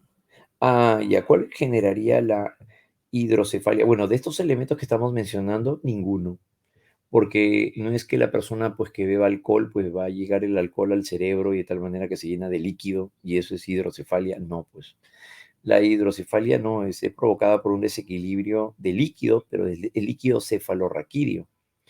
Claro, ¿no? Que se produce en cuanto a las capas del cerebro, que vendría a ser los meninges. Claro, ¿no? Por supuesto. Entonces, eso es el llamado líquido cefalorraquídeo, ¿no? Que va aumentando. Produce alteraciones también, ¿no? Por supuesto, pero que existe y no solamente se da durante la gestación, puede ser también incluso en los niños, incluso también en los adultos, puede haber también hidrocefalia, ¿no? Solo que la forma o los casos más conocidos son de niños, son de pequeñitos, claro, ¿no? O de infantes, claro, ¿no? Pero que se puede llegar a dar hacia una producción desequilibrada de líquido, el aumento del líquido cefalorraquídeo, ¿no? Claro, ¿ya? Muy bien. Entonces, pero sí juega un papel muy importante, ¿no? Ya que esta sustancia mantiene también al cerebro como para poder llegar a darse una fluidez y un funcionamiento pertinente, ¿no? Em, entonces, en este caso, permite o favorece también hacia la actividad cerebral, ¿no? Amortigua el cerebro también para evitar las lesiones, sirve también como un amortiguador ante los golpes, ¿no? Claro, elimina también desechos metabólicos, claro, ¿ya? Muy bien, Entonces, eso vendría a ser, ¿no? Y bueno, van a haber varias técnicas que se van a utilizar para poder liberar ese líquido de exceso, ¿no? A través de un mecanismo para drenar, ¿no? Ese líquido. Claro, así es, ¿no? Pero bueno, depende de los tratamientos que se utilicen, ¿no? Muy bien, entonces eso generaría, ¿no? Como si el tabaco puede generar farmacodependencia. Lo que pasa es que el tabaco se ha visto relacionado hacia producir o hacia generar una disposición al consumo de sustancias en general. Claro, ¿no? El tabaco y las drogas por sí mismo, el tabaco y las drogas en sí misma, ambas predisponen al organismo para presentar gusto hacia el que pueda recibir el organismo tal o cual sustancia. Sí, eso es lo que va a generar, ¿no? Muy bien, así es. Entonces, eso es lo que parte de ello, entonces va a estar íntimamente vinculado a lo señalado. ¿Ya, muchachos? Muy bien, excelente. Entonces, a eso se va a llegar a referir, ¿no? En cuanto a lo que viene a ser ahora la maduración, acá viene un detalle muy importante. La maduración tiene que ver ahora con un proceso de cambios que vamos teniendo, que es parte de lo que ya comentábamos antes. Para que pueda llegar a madurar nuestro sistema nervioso, se necesita de cambios internos, como por ejemplo al momento de llegar a desarrollarse la capa externa del cerebro, la corteza cerebral, se requiere de un proceso de cambios hacia el desarrollo de conductas más complejas. La maduración entonces se refiere a las pautas de conducta predeterminadas que responden a un reloj biológico de la especie y cuya aceleración o retardo responde a un proceso de mielinización y conexiones sinápticas del llamado sistema nervioso. Entonces por este lado, la maduración llega a desenvolverse en base a dos principios, cefalocaudal y proximal distal.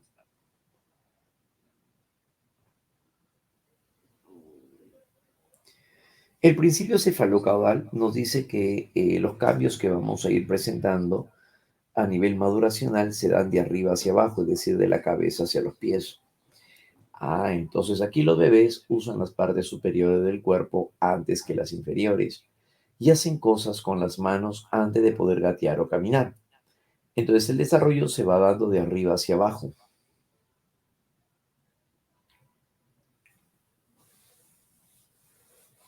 Al momento en el que el pequeño llega a presentar su desarrollo, se va a ir dando de la cabeza hacia los pies. Cuando ustedes han tenido la oportunidad de llegar a cargar, por ejemplo, a un recién nacido, lo que han de haber notado es que llegan a tomar primero su cabeza y luego el resto del cuerpo. Su cabeza, dijimos, y luego el resto del cuerpo.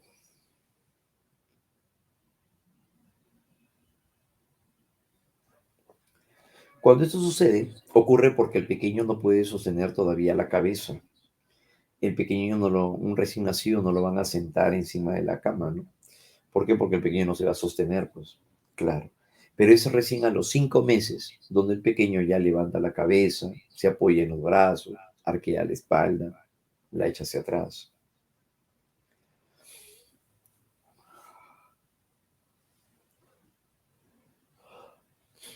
Y el desarrollo se va a ir dando, por lo tanto, de arriba hacia abajo, de la cabeza, dijimos, hacia los pies.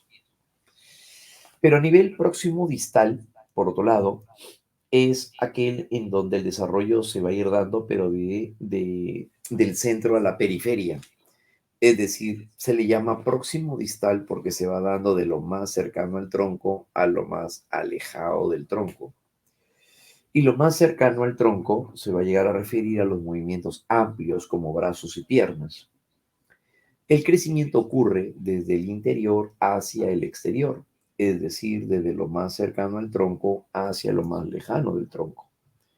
El desarrollo así se va dando entonces desde el centro hacia la periferia, por supuesto. Desde el centro, dijimos, hacia la periferia.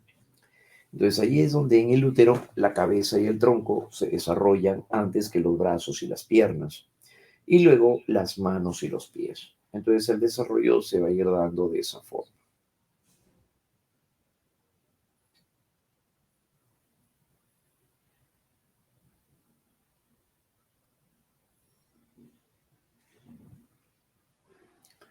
Y a partir de eso, entonces, es donde hablamos acerca del principio próximo distal, que significa lo más cercano al tronco a lo más lejano.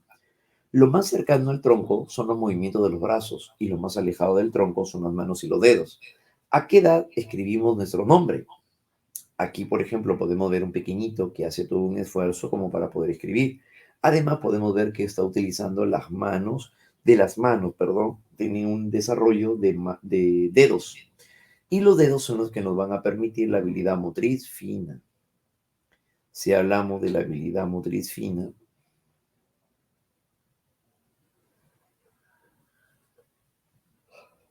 entonces eso también va a llegar a ir caracterizando al sujeto, ¿no? Habilidad motriz fina, claro. Es aquí donde los pequeñitos suelen hacer diversas actividades para estimular esta parte de sus manitos, como ustedes habrán visto seguramente, ¿no? Como ustedes habrán visto seguramente. Entonces, el pequeño, ¿qué es lo que suele hacer? El pequeño llega a hacer bolitas de papel, llamado eso embolillado. Luego rasga objetos, rasga papeles, ¿correcto? Rasga papeles. Coloca bolitas o frijolitos en una botella. Utiliza ganchos de ropa para poder colocar toda una hilera. Pero si se dan cuenta, siempre suelen realizar el movimiento de pinza. El movimiento de pinza es un movimiento muy importante porque es el que les va a permitir llegar a coger el lápiz, como lo podemos ver en la imagen. Entonces, de tal manera que el pequeñito va a llegar a presentar esa característica, lo cual le va a permitir entonces poder tener mayor destreza al momento de llegar a coger el lápiz. Eso se daría gracias a esta condición. Entonces por esa razón es donde se presenta la maduración también, ¿no? A nivel próximo distal, de lo más cercano al tronco hacia lo más alejado del tronco. ¿Sí? Eso implicaría, ¿no? Conocer acerca de la mielinización es un proceso donde se libera una sustancia llamada mielina. La mielina es producido por los oligodendrocitos y estos son los que van a llegar a liberar esta sustancia que permiten acelerar el paso del impulso nervioso. Eso se da durante el proceso de sinapsis. Ahí es donde se produce la mielinización también, ¿no? Así es. Y eso va a ayudar, obviamente, pues, ¿no? Al procesamiento de la información que se pueda llegar a hacer o a dar de una manera mucho más favorable en este caso. ¿Ya? Muy bien, chicos. Eso vendría a ser entonces en cuanto a lo que viene a ser la parte biológica de la maduración.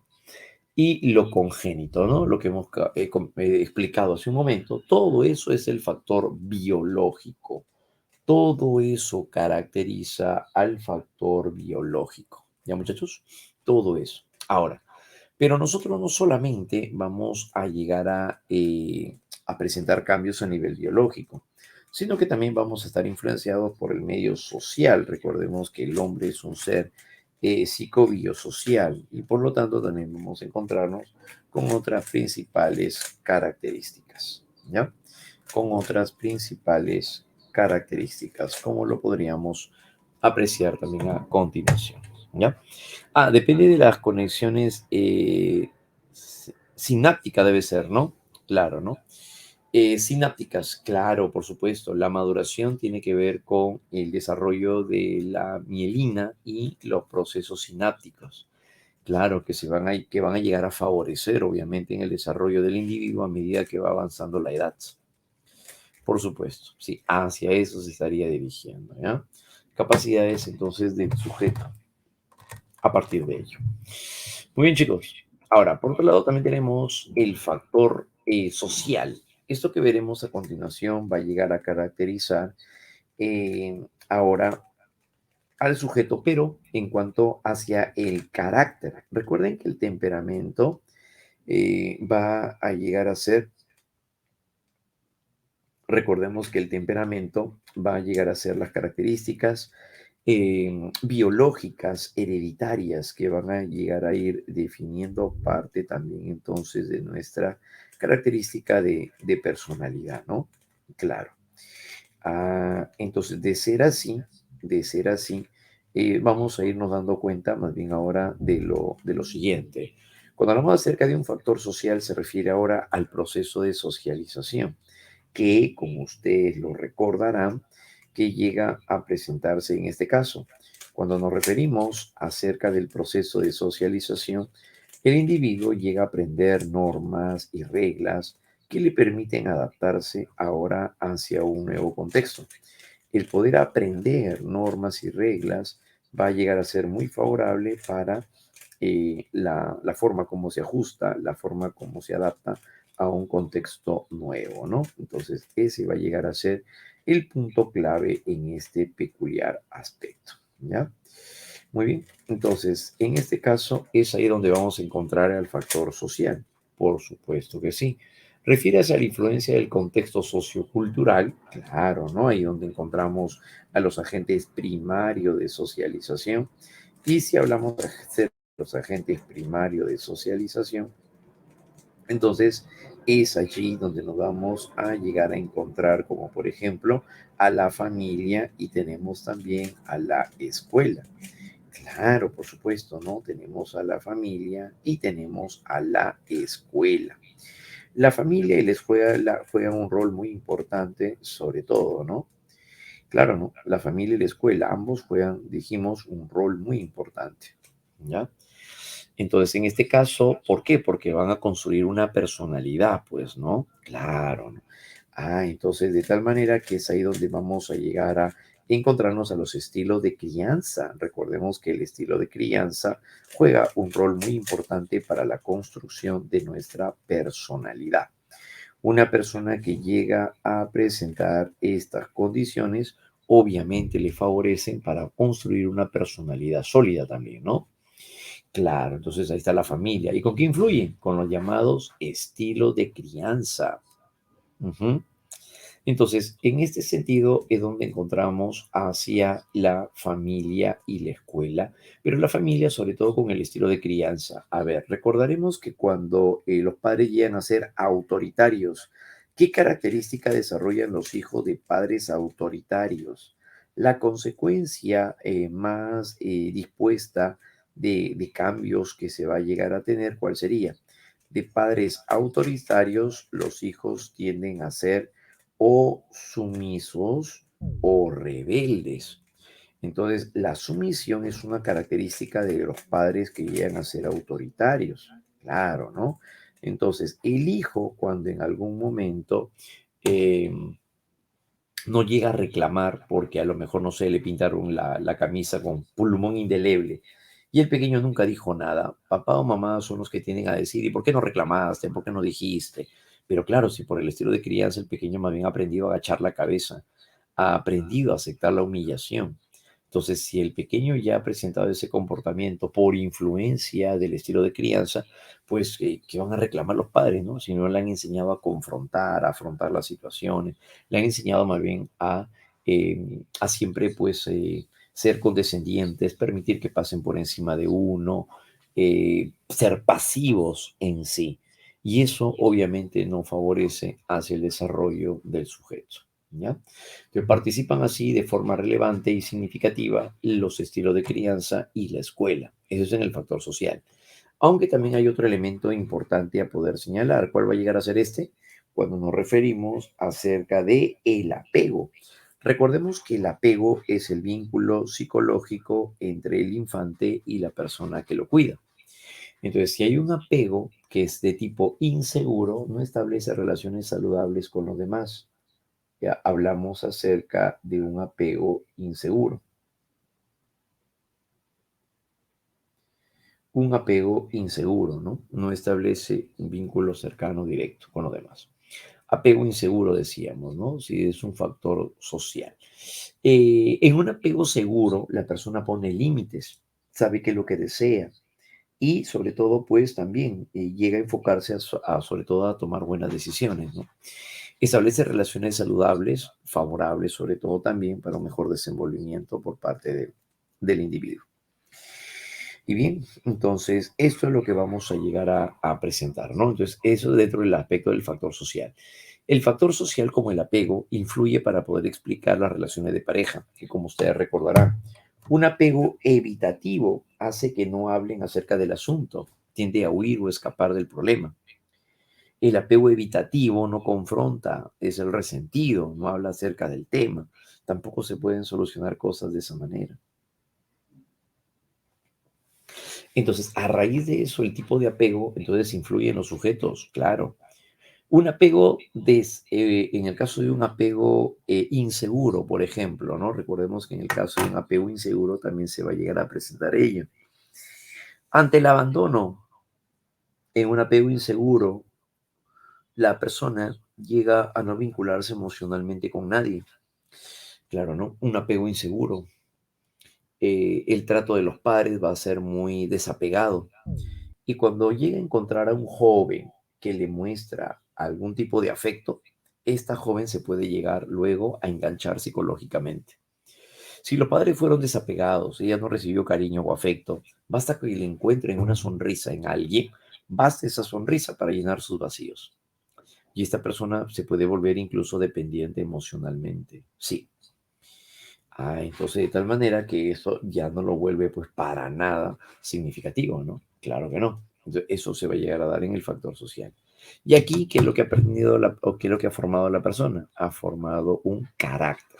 El carácter es aquello que se aprende, el carácter es aquello que se construye y se estaría llegando a presentar a nivel social. Entonces, esa va a llegar a ser la principal forma de expresión, ¿ya? Muy bien. En este caso, entonces, a eso nos referimos. Por otro lado, también tenemos al factor personal. Si hablamos acerca de un factor personal, ¿qué va a llegar a ser? Son eventos. Corresponde al conjunto de experiencias particulares, múltiples y diversas formas de relación que pueden afectar. Por ejemplo, ¿qué factor puede llegar a suceder aquí o qué factor puede llegar a impactar? El factor personal es aquello que no todos atraviesan, como por ejemplo, ¿quién? El fallecimiento de un ser querido, como por ejemplo, la separación de los padres, el bullying. No todos pasan por bullying, pero aquel que le toca vivir eso impactará psicológicamente en el sujeto. Una violación sexual, por ejemplo, ¿no? No es algo que está programado, no todos pasan por una violación sexual. Sin embargo, esto puede llegar a ser un evento que puede predisponer a un comportamiento disfuncional, como por ejemplo, una joven que pasa por este tipo de violencia es de las personas que tiende a ser muy alejada del sexo masculino, tiende a evitar los encuentros sociales, es muy retraída, en ocasiones tiende a culparse porque ella cree ser la responsable de que los hombres se le acerquen. Entonces, finalmente, ella llega a desarrollar una culpabilidad muy fuerte, lo cual estaría generando o propiciando este tipo de cambio, ¿no? Entonces, el sujeto va a llegar a presentar esta característica, ¿no? Ese es el factor social.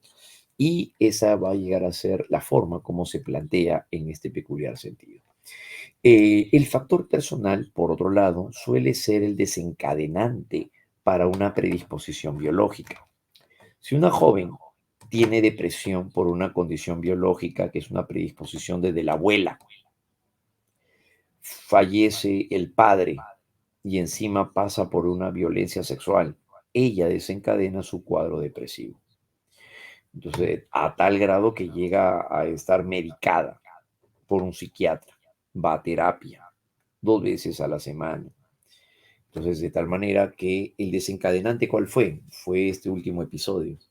Entonces, la muerte de un ser querido, un tocamiento indebido, violencia sexual, eso será el desencadenante para que se pueda llegar a presentar finalmente el cuadro depresivo o el cuadro ansioso.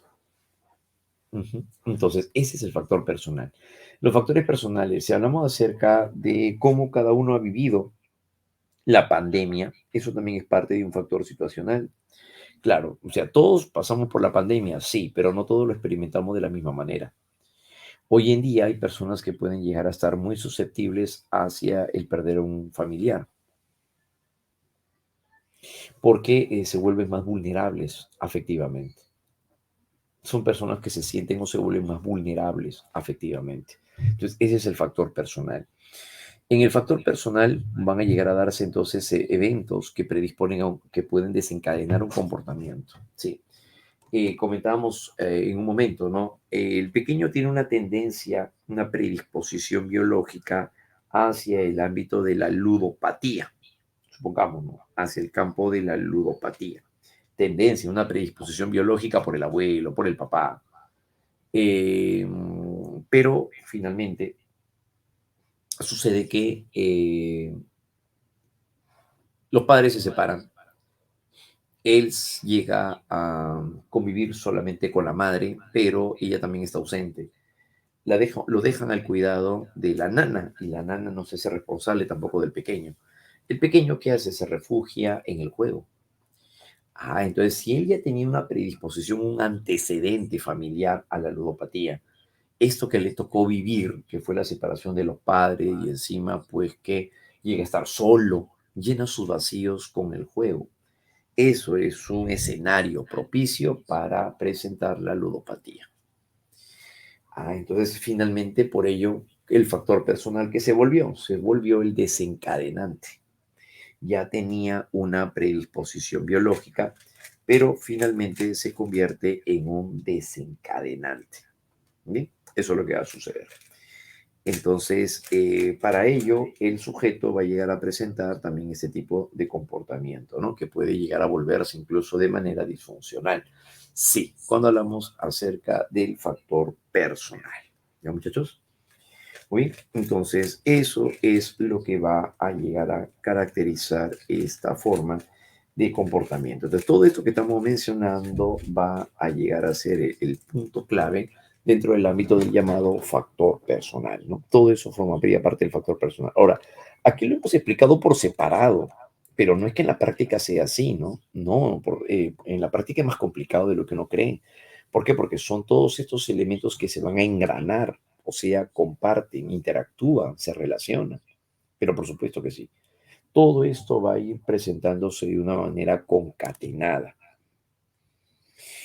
Va a llegar a irse presentando, entonces dijimos, de una manera concatenada, ¿ya? Y que, bueno, va a predisponer obviamente el desarrollo de ciertas anomalías también o comportamientos disfuncionales, ¿ya? Pero todos ellos van a estar entonces interactuando, los tres, tanto lo biológico como lo social y como el factor personal. Entonces, estos tres elementos constituyen la estructura de nuestra personalidad, es decir, nos explican cómo somos en verdad, ¿no? Lo que somos en pocas palabras. ¿Sí? Entonces, a eso es justamente a lo que se va a llegar a referir. Eso es lo que va a ser el llamado factor personal. Bien, esa es la característica sobre todo también entonces en este campo, ¿no? Pero también existen las llamadas etapas del desarrollo en la que vamos a ir tomando en consideración sobre estos tres momentos, que es la etapa prenatal, perinatal y postnatal. Aunque lo que nos viene más en admisión es prenatal y postnatal, debemos de tener en cuenta la perinatal solo como una etapa de transición, ¿no? La etapa prenatal, que es la primera que nosotros nos vamos a enfocar solo en la primera y en la última, en la prenatal viene a ser un periodo en donde se va a llegar a dar lo siguiente, ¿no? La etapa prenatal es una etapa que comprende de la fecundación hasta el nacimiento, uno, y dos, corresponde también a todo el proceso gestacional, es decir, que se da de 36 a 40 semanas. Entonces, la etapa prenatal tiene esta peculiar también, pues, ¿no? Característica, ¿no? La etapa prenatal. En la etapa prenatal van a llegar a darse tres periodos, el periodo cigótico, el periodo embrional y el periodo fetal. Entonces, aquí es donde vamos a llegar a tener en cuenta. Cuando se habla acerca del periodo cigótico o el periodo germinal, es aquella que se va a llegar a presentar desde la fecundación hasta la segunda semana de gestación. Claro, ¿no? Y en este sentido, a continuación, ¿qué características se van a llegar a presentar? Periodo cigótico. En el periodo cigótico es donde se produce la fecundación. ¿En qué parte de la anatomía femenina se produce la fecundación? Si nos referimos acerca de la fecundación, ¿dónde se va a llegar a producir? En la vulva, en el útero, en las trompas de falopio, ¿dónde se estarían produciendo?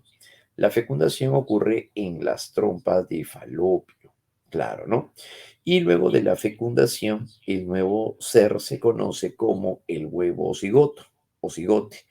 Y este se comienza a dividir luego por mitosis. se divide la célula madre en células hijas, mientras va llegando, en este caso, mientras llega a pasar una división mitótica para poder llegar hacia el centro del útero, para producirse ahí la llamada anidación. La anidación viene a ser la implantación del huevo cigoto en el útero, luego de haberse dividido por mitosis. Claro, ¿no? Desciende entonces por la trompa de falopio hacia el útero entre el cuarto y el quinto día. Posteriormente se implantará en la pared uterina y se produciría así la llamada anidación. Claro, ¿no? Hay una diferenciación celular también donde se formarán las capas germinales. ¿Qué se van a formar? Se van a formar las capas como el ectodermo, el endodermo y el mesodermo. Capas que más adelante permitirán la formación de órganos y sistemas. Las capas se forman aquí, pero los órganos se van a formar en el siguiente periodo, que va a llegar a ser el periodo embrional, a la que se va a llegar a conocer con el nombre de organogénesis. Entonces, de esta manera, encontramos que el periodo embrional corresponde desde la segunda semana o tercera hacia la octava semana de gestación. Esto se conoce como un periodo crítico, ya sabemos por qué, porque va a llegar a ser muy susceptible a los estímulos ambientales. En este caso, decíamos por ello, si la madre consume alcohol y todo eso, puede llegar a producir anomalías. Claro, ¿no? Puede llegar a producir entonces de esa manera anomalías. Y es aquí donde lo encontramos de esta manera, ¿no? Claro, es un proceso de organogénesis, que significa que se van a formar los órganos o sistemas.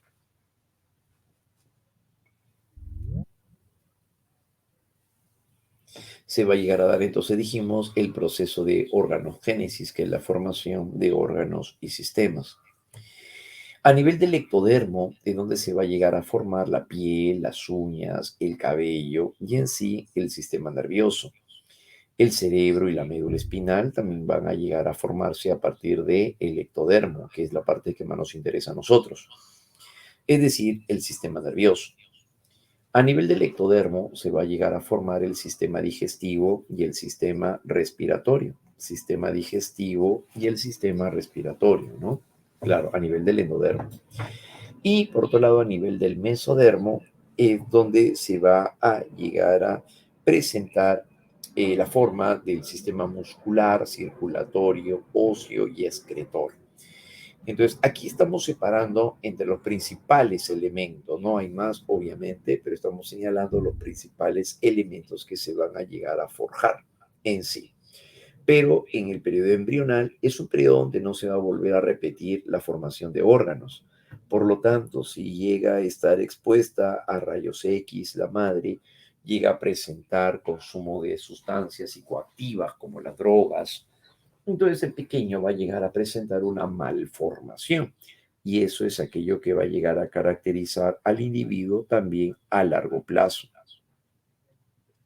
Entonces, esto es justamente lo que se va a llegar a evidenciar, ¿no? Entonces, los cambios que se van a llegar a ir atravesando o presentando van a llegar a darse a partir de esto.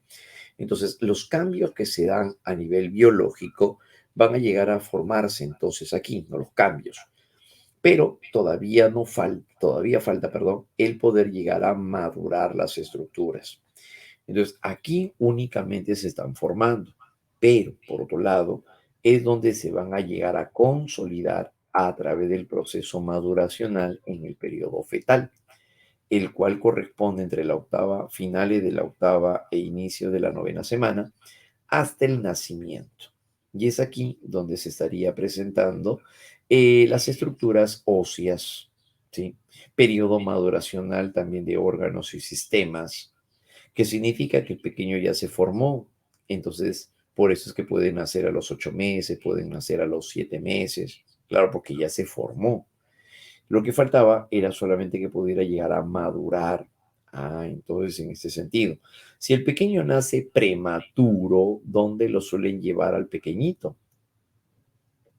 Y recordemos que necesita de cambios o, mejor dicho, de terminar su proceso de desarrollo llamado proceso maduracional.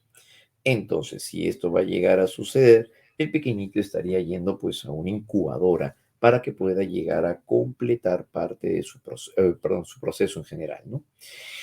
Entonces, ahí que hay actividad refleja, succión del dedo pulgar, movimientos involuntarios, que vienen a ser conductas reflejas en sí, propiamente dicho. Mayor actividad motriz en fetos masculinos que en femeninos. Se sabe que las respuestas pueden ser más impulsivas por parte de los varones que de las mujeres. Sensibilidad y reacción a estímulos externos, por ejemplo, ante el sonido. Cuando mamá está en la cocina y al momento de preparar un jugo, enciende la licuadora, el pequeñito, el embrión o feto puede llegar a estar presentando movimientos involuntarios. De esa manera, ¿no? Movimientos involuntarios. Se produce también cierto grosor en la piel, vello capilar, hay capa de grasa bajo la piel también, y la sustancia cerosa, ¿no? Que vendría a ser la llamada vernix caseosa, que es la que recubre la piel del sujeto y ante un estado de vulnerabilidad. Entonces, eso es lo que finalmente pues lo va a llegar a manifestar, ¿no? Es el llamado periodo fetal. Entonces, por eso, corresponde hacia la octava o la novena semana y que se va a llegar a presentar así hasta el nacimiento, ¿ya? Muy bien. Eso es lo que va a llegar a presentarse entonces, ¿no? Cuando hablamos acerca del llamado periodo fetal, ¿no? Un elemento muy importante que sería entonces favorable, obviamente, para poder desenvolverse en sí el sujeto o el individuo, ¿ya? Con ello entonces sería el periodo prenatal. El correcto. ¿El periodo del cigoto también es parte de un periodo crítico? Sí, es parte también de un periodo crítico. El periodo crítico, recordemos que aborda toda la gestación y la gestación empieza desde que se llega a formar el huevo cigoto, pues, ¿no? Desde ahí empieza la gestación. Y se va a llegar a presentar hasta el momento del parto. Todo eso es el periodo crítico. Todo eso. Solo que específicamente se le atribuye un periodo crítico al periodo embrional porque ahí se van a formar los órganos. Claro, ¿no? Y es muy susceptible porque cualquier evento externo va a llegar a influenciar, obviamente, en el desarrollo del individuo. ¿Ya? Solo por esa razón. Pero de ahí forma parte, obviamente, ¿no? Del proceso. ¿Ya? Muy bien. Ahora, en la etapa postnatal, vamos a la etapa postnatal, es la etapa donde ya se va a llegar a dar luego del nacimiento. El pequeñito ya nació. El pequeñito ya nació. Luego de nacer el pequeño, entonces ahora nos encontramos ya con respecto al periodo postnatal. Empezamos con la infancia, luego vamos a ir pasando por la niñez temprana y finalmente hacia la niñez intermedia. Entonces, de darse ello, nos damos cuenta de lo siguiente. El dominio físico, recordemos que cada etapa vamos a irlo revisando por sus dominios. En el dominio físico, la característica principal es que el individuo va a llegar a presentar conductas reflejas. Son manifestaciones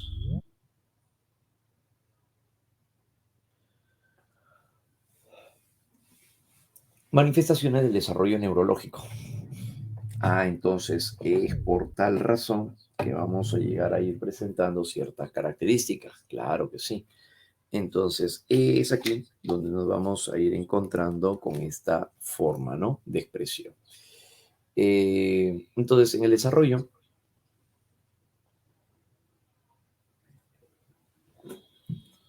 del sujeto encontramos la actividad refleja, que son conductas involuntarias. Algunos de ellos son espontáneos y forman parte de las actividades habituales del bebé. Y otros también aparecen como respuestas hacia ciertas acciones. Por ejemplo, ¿cuáles serían reflejos o cuáles se les llama conductas reflejas? En este caso,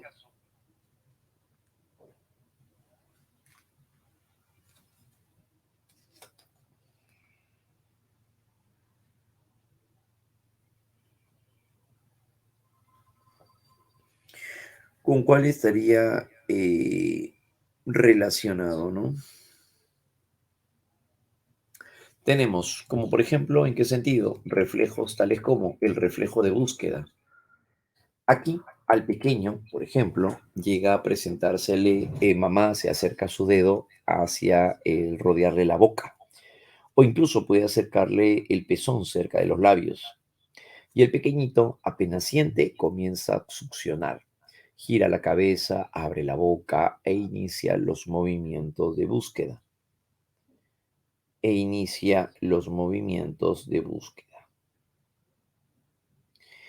Ah, muy bien. Entonces, en este caso, la succión, por ejemplo, ¿no? Viene el reflejo de succión, también llamado reflejo de osar.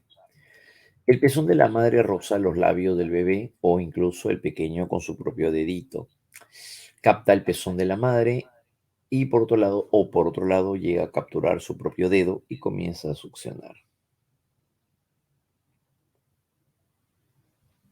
Muy bien. En este caso,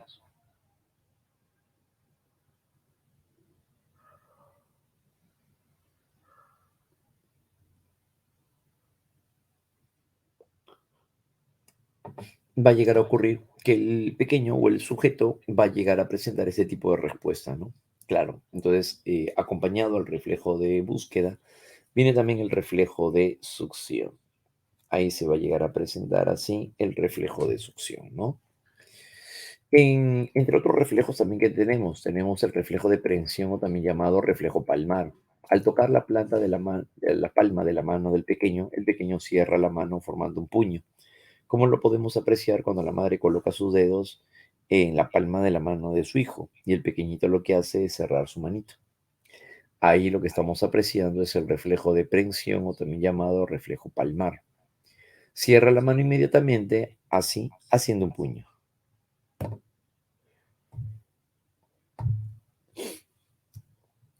En el caso del reflejo de cuello tónico, el bebé es acostado sobre su espalda, ahora boca arriba, y el pequeño gira la cabecita hacia un lado y levanta un bracito, asumiendo la posición de esgrimista.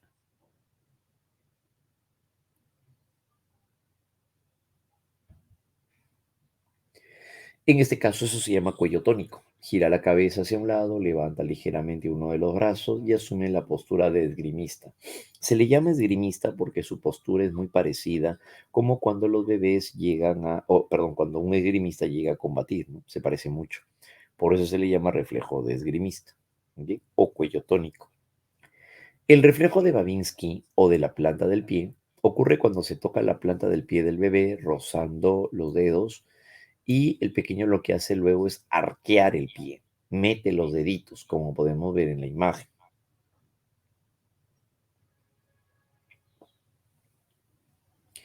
Escoge entonces así el pie y lo curva, ¿no? Metiendo los dedos. Ujú. Ahí podemos ver el reflejo de Babinski. Por otro lado, tenemos el reflejo de Moro.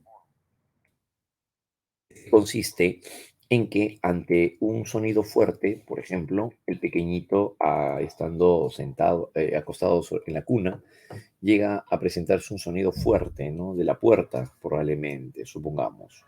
Suena la puerta cuando se cierra porque se llegó a dejar abierta la ventana. Apenas se cierra, ¡pum!, el pequeñito estira los bracitos. Llega a estirar los bracitos, arquea la espalda y echa la cabeza hacia atrás. Entonces, allí donde se presenta el reflejo de Moro. Las piernas, arquea la espalda y echa la cabeza hacia atrás, luego regresa a su posición original, o sea, no es que se va a quedar ahí con los brazos abiertos, ¿no? Sino que solamente los extiende, pero luego poco a poquito regresa a su posición original. Esta es la respuesta que se da de manera muy semejante, como cuando le soplan la cara a un bebito, ¿no? Al soplarle el rostro, al soplarle la carita a un bebé, el pequeñito también hace lo mismo, extiende los brazos, extiende las piernas, arquea la espalda y presentaría justamente esa peculiar condición. ¿Ya? Entonces, eso vendría a ser dentro del campo de Moro, ¿no? Esa es la característica que se estaría dando. ¿Ya, muchachos? Muy bien. Bien, hasta ahí vamos a llegar entonces por mientras, sí, dejamos acá para que puedan llegar a tener su receso Y ya después nosotros más bien ya regresamos más bien con la segunda parte, entonces, ¿no? Para no tenerlo que hacer apurados, sino para darle un espacio, obviamente, ¿no? Esa es la idea de trabajarlo con calma. Ya, y el regreso, entonces ahí revisamos la siguiente parte. ¿Ya, muchachos? Listo, excelente, jovencitos. Entonces, eso es lo que vamos a ir viendo de regreso, ¿no? Listo, muy bien. Regresamos entonces, chicos, y ahí vemos algunos otros detalles, ¿no? Claro que sí. Esto contradice lo que, lo que el humano es una tabula rasa. Claro, eso lo dijimos en filosofía. En filosofía eso lo comentábamos ya hace un buen tiempo atrás. Decíamos que el racionalismo y el empirismo van contradiciéndose, obviamente, ¿no? Claro, eso sí ya lo habíamos comentado. ¿Por qué? Porque la tabula rasa dice que la mente viene en blanco, ¿no? Piaget decía, no, es falso, no, no es que viene en blanco, ya traemos algún conocimiento hecho. Claro, ¿no? Eso ya lo habíamos dicho, pues, con Piaget sobre todo, ¿no? Así es, ¿ya? Listo, muy bien. Ahora sí, nos vemos chicos entonces y regresamos entonces próximamente.